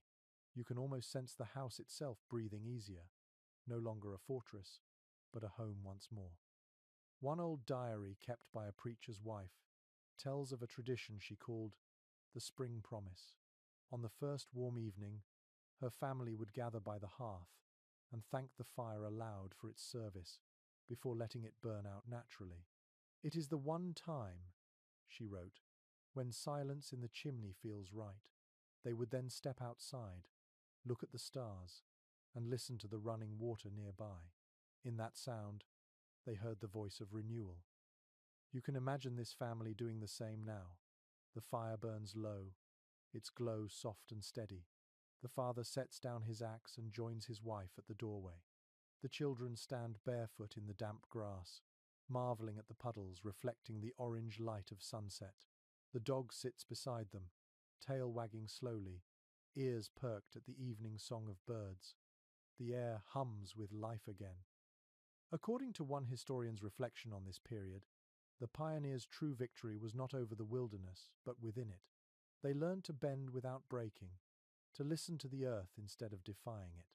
The cold taught patience, the thaw taught gratitude, and together they built a kind of wisdom that modern comfort rarely remembers. The last of the snow melts away in the shadows near the tree line. The river nearby begins to sing louder, carrying bits of ice toward distant waters. Inside the cabin, the fire dims, but no one minds. The warmth that fills the room now comes not just from flame, but from memory, from strength earned one frozen night at a time. You listen to the sound of dripping water, the slow, peaceful rhythm of life beginning again, and you understand the quiet truth that kept them alive. The hardest seasons are the ones that teach the heart how to stay warm. The days settle into a rhythm again. The air is cool, but no longer cruel. You can feel spring stretching its fingers through the soil, pulling life back into the world one root at a time. The trees outside drip quietly from last night's rain, their trunks dark and glistening. A faint breeze slips through the cracks between the logs, carrying the scent of wet leaves and smoke. Inside the cabin, everything feels lighter. The fire burns smaller now, but it is still the center of life. Its glow is no longer fierce, only steady and kind. According to the diaries of settlers and homesteaders, this was the time of rebuilding. After every winter came the careful work of repair. The pioneers patched roofs, tightened door frames, and checked the logs for signs of rot. They refilled the cracks between timbers with clay and moss, sealing the cabin anew against the seasons ahead. This work was not just maintenance, it was gratitude made visible. The cabin had carried them through another winter, and they repaid it with care. One journal, kept by a woman in 1814, describes her family's spring ritual. "We thank the walls," she wrote, "for standing between us and death." Her words might sound strange today, but to her, the logs were more than wood. They were witnesses, companions, even protectors. Every nail and beam held the memory of their breath, their laughter, their fear. You can imagine her hand brushing the wall as she said it, the same way someone might stroke the face of a friend. The father in this cabin does much the same. He walks slowly around the outside, running his hand along the wood, inspecting each seam. The mother follows behind him with a basket of tools and scraps of moss. Together, they work in quiet rhythm, filling gaps, smoothing edges, speaking only when necessary. The children carry small bundles of straw and laugh when the wind scatters them. The sound of their laughter blends with the creak of the forest and the call of birds returning home. According to Carpenter's notes from that time, the yearly sealing of a log cabin was one of the most important tasks for survival. They called the mixture used chinking, a blend of clay, ash, and straw packed tightly into the spaces between logs. It kept out wind, rain, and insects, and it symbolized something deeper too, the act of holding together what the cold had tried to break apart. Many settlers said that the smell of fresh chinking meant safety. It meant they were still here. One lesser-known entry from a frontier tradesman mentions that families often added bits of crushed charcoal or ground limestone to the mix to make it stronger. Some used animal hair instead of straw. Others pressed small tokens or lucky charms into the wet clay, a button, a feather, a coin to bless the cabin for another year. You can imagine a child secretly slipping in a pebble or a wildflower petal, offering a private prayer for warmth next winter. Some historians have written that this spring maintenance was a kind of meditation. The slow, repetitive work gave people time to think, to breathe, to remember. Others argue it was simply habit, the continuation of labor in a world where rest was rare. Yet when you stand here, watching the family move with quiet purpose, you sense something deeper. Every motion speaks of love disguised as duty. Inside, the cabin looks different too. The walls, scrubbed clean of soot, glow faintly in the sunlight. The quilts are aired out, the tools hung neatly by the door.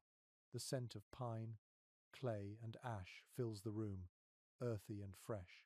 The fire crackles softly in the hearth, smaller now but still alive, the way a heart keeps beating even after fear has passed. A letter from a minister traveling through Kentucky describes visiting such a home. He wrote, "I have seen great churches built of stone, but none that seems so blessed as the log house that smells of smoke and clay." His words capture what you feel in this space. The cabin itself is not grand, but it holds something sacred, the quiet triumph of people who have made peace with the wild. The family pauses for a moment, standing outside together. The mother wipes her hands on her apron, the father straightens his back, and the children squint up at the sky.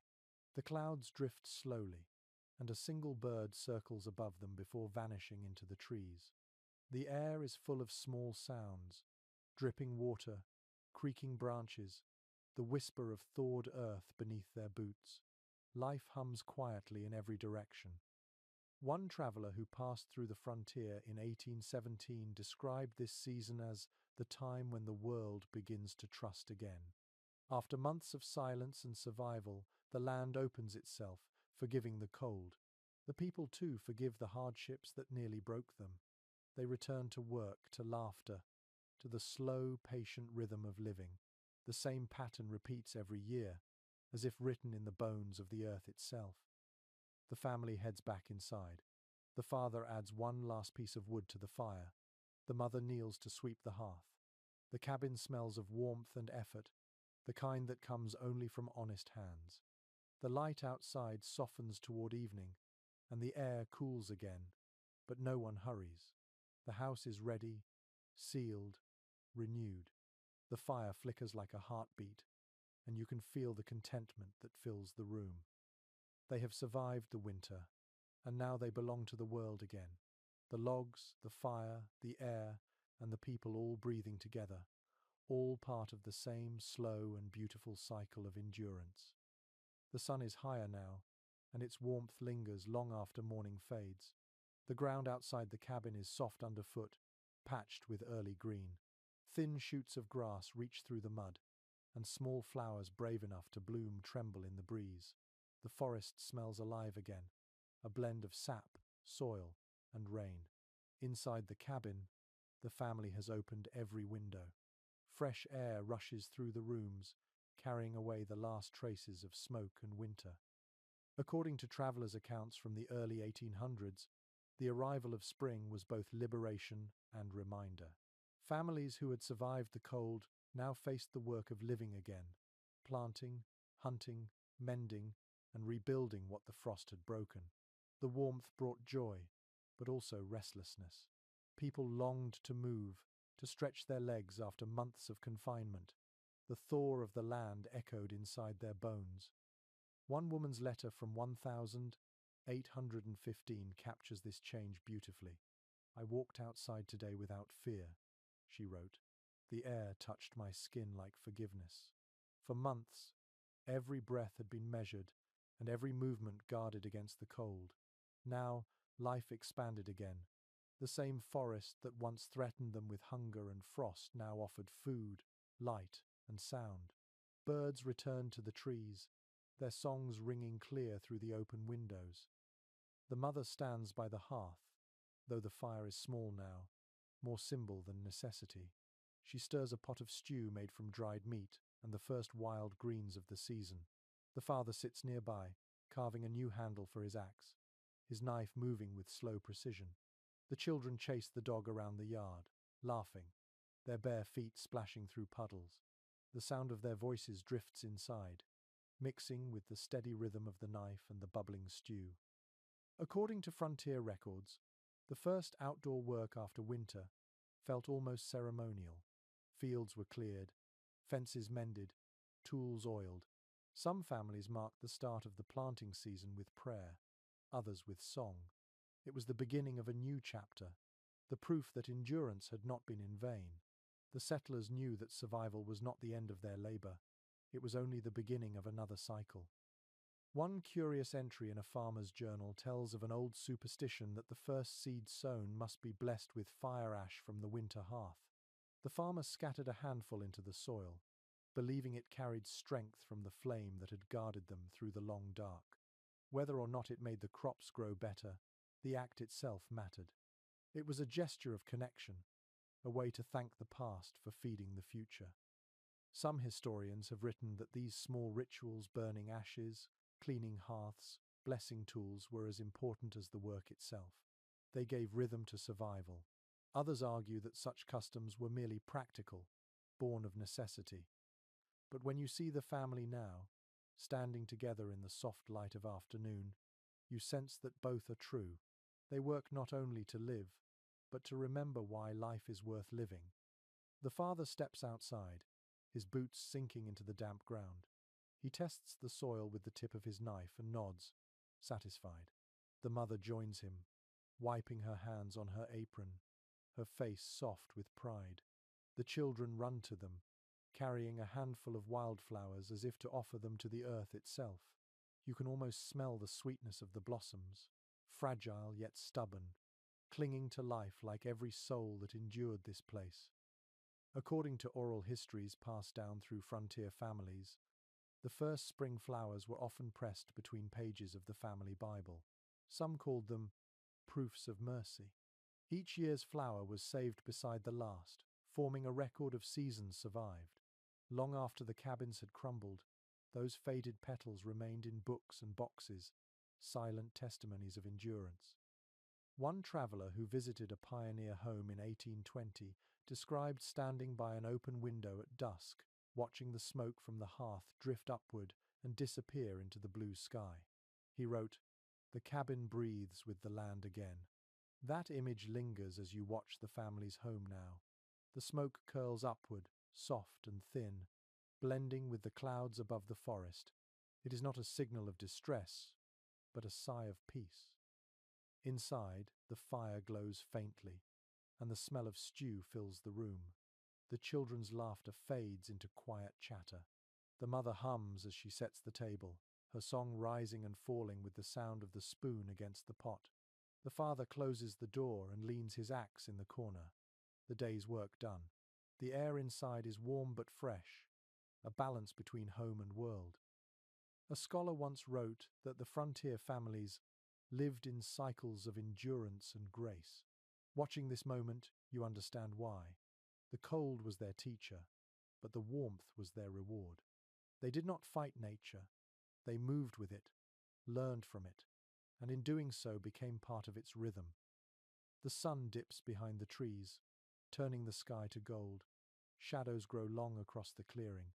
Inside the cabin, the family gathers around the table, their faces bright with the soft glow of firelight and peace. The first spring meal feels like a blessing earned one ember, one breath, one heartbeat at a time. You close your eyes for a moment and let the sound of their laughter and the scent of stew linger in your mind. It is the sound of survival turning into life again, gentle and unhurried. Outside, the night waits, but this time it feels kind. The season has turned fully now. The air is bright and soft, filled with the sounds of birds and running water. The ground that once froze solid beneath the cabin has warmed enough for the first green shoots to rise through it. The family wakes to light instead of darkness. For the first time in months, the windows are open wide. A cool breeze drifts through the room, brushing against the quilts and stirring the ashes in the hearth. The fire is almost out now, its work nearly done. According to letters written by settlers in the early frontier years, the end of the cold season felt almost like waking from a long sleep. The days stretched farther, and the rhythm of survival softened into something more like living. People smiled more easily. Neighbors appeared again on the horizon, walking across muddy fields with baskets or tools in hand. Each visit began the same way: a laugh, a hug, and the words, "We made it." One journal from 1817 describes this transformation in tender detail. "The cabin no longer smells of smoke but of earth," wrote a farmer from the Ohio Valley. "We have come out of the dark." The phrase feels both literal and spiritual. The fire that once guarded the family from death now flickers only for comfort. The heavy quilts are folded away, replaced by linen. The sound of the forest replaces the silence of snow. Every detail in this moment speaks of renewal. The mother kneels near the hearth, brushing away the last bits of ash. She smiles at the faint warmth that still lingers, the ghost of hundreds of nights spent beside it. The father steps outside, his shadow long in the morning light.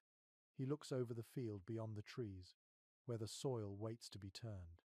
The children run barefoot through the grass, shouting with laughter as they chase the dog through puddles. The cabin door stays open now, letting the whole world in. According to accounts from the period, spring was not a time of rest but of joy and movement. The work ahead was heavy, yet it no longer felt like survival. It felt like promise. The people who had spent months trapped by cold now filled their lungs with warm air, their eyes with color. They carried the memory of the fire within them, not as fear but as wisdom. They knew what it took to keep the flame alive, and that knowledge changed how they saw the world. One forgotten detail from a frontier woman's diary describes the moment she first hung her bedding outside in spring. She wrote that the quilts, stiff from smoke and use, fluttered like wings in the breeze. She called it the house breathing out. Her words linger as you look at the cabin now. Its walls no longer hold in the smell of smoke. They release it into the sunlight. The home has exhaled, and life has filled the space again. Some historians say that these early settlers developed a kind of seasonal faith. Winter taught humility, spring taught gratitude. Others believe it was not faith at all but simple rhythm, learned from the land itself. Whatever the reason, the result was the same: a deep, quiet respect for the cycle that gave and took with equal patience. To survive in such a place required more than strength, it required surrender to something larger than fear. The father begins to plough the small garden behind the cabin. His movements are slow but sure. The mother scatters the last of their saved seeds, each one small and pale against the dark soil. The children help, patting the earth with their hands. Their laughter rises with the calls of returning birds. You can smell the soil, rich and damp, mixing with the faint sweetness of sap from the trees. The fire inside has burned low, but the world outside has caught flame with life again. One traveller's note from 1820 described watching a family like this and writing, "Their warmth has moved from the hearth into their hands." It feels true here. The fire that once kept them alive now lives in their labour, in the energy of planting, mending, and rebuilding. The cabin no longer stands as a shield against the cold, but as a part of the living landscape around it. The day passes gently. The light changes from gold to rose, and the first stars appear above the clearing. The family sits together outside now, the door open behind them, the cabin glowing faintly in the dusk. The father speaks softly, pointing at the horizon. The mother leans her head on his shoulder. The children watch fireflies blink in the tall grass. Even the dog is quiet, content in the cool air. According to a letter preserved in an archive in Pennsylvania, one settler ended her final entry of winter with a single line: "The fire has taught us how to wait." You can feel that truth in this quiet evening. The patience, the endurance, the calm acceptance of both cold and warmth, they are the gifts of the season that has finally passed. The last ember in the hearth fades into black, but no one moves to stir it. It has earned its rest. The night hums softly, filled with the music of water, insects, and wind. The air smells clean, alive, forgiving. You can almost feel the cabin itself relax, its logs warm from the inside, its silence filled not with fear but with peace. The family goes inside, closing the door gently behind them. The stars shimmer through the trees, and the breeze whispers through the cracks in the roof. The world has begun again. Now the night settles, soft and deep, wrapping the cabin in its familiar calm. The sounds outside drift into stillness, and the air inside feels warm even without the fire. You breathe slowly, your body sinking into quiet. The storm and frost that once ruled this world are only memories now. You can almost hear the echo of those long nights, the hiss of wood on flame, the creak of timbers, the steady heartbeat of life refusing to fade. Everything slows here. The walls breathe with the wind. The floor hums faintly under your weight. The darkness is not frightening but kind. It carries the peace earned through patience, through all the quiet rituals of survival. You feel the rhythm of centuries beneath this moment, the way countless others once sat by their fires, waiting for morning, whispering gratitude into the ash. The cabin has grown still again, but its warmth remains, invisible and strong. You can almost see the glow it leaves behind, floating softly through the room like memory itself. Outside, the moon rises, silver and forgiving. The stars shimmer over the fields, and the breeze carries the scent of thawed earth. You let your breath slow, the edges of thought dissolving into calm. The fire that kept you alive is gone, but its warmth stays with you, not in your skin but somewhere deeper. The world outside sleeps. The cabin dreams, and you, resting here in the quiet glow of what has been endured, feel the same gentle truth that carried them through. Warmth is not only fire, it is presence, patience, and the peace of knowing you have made it safely through the night.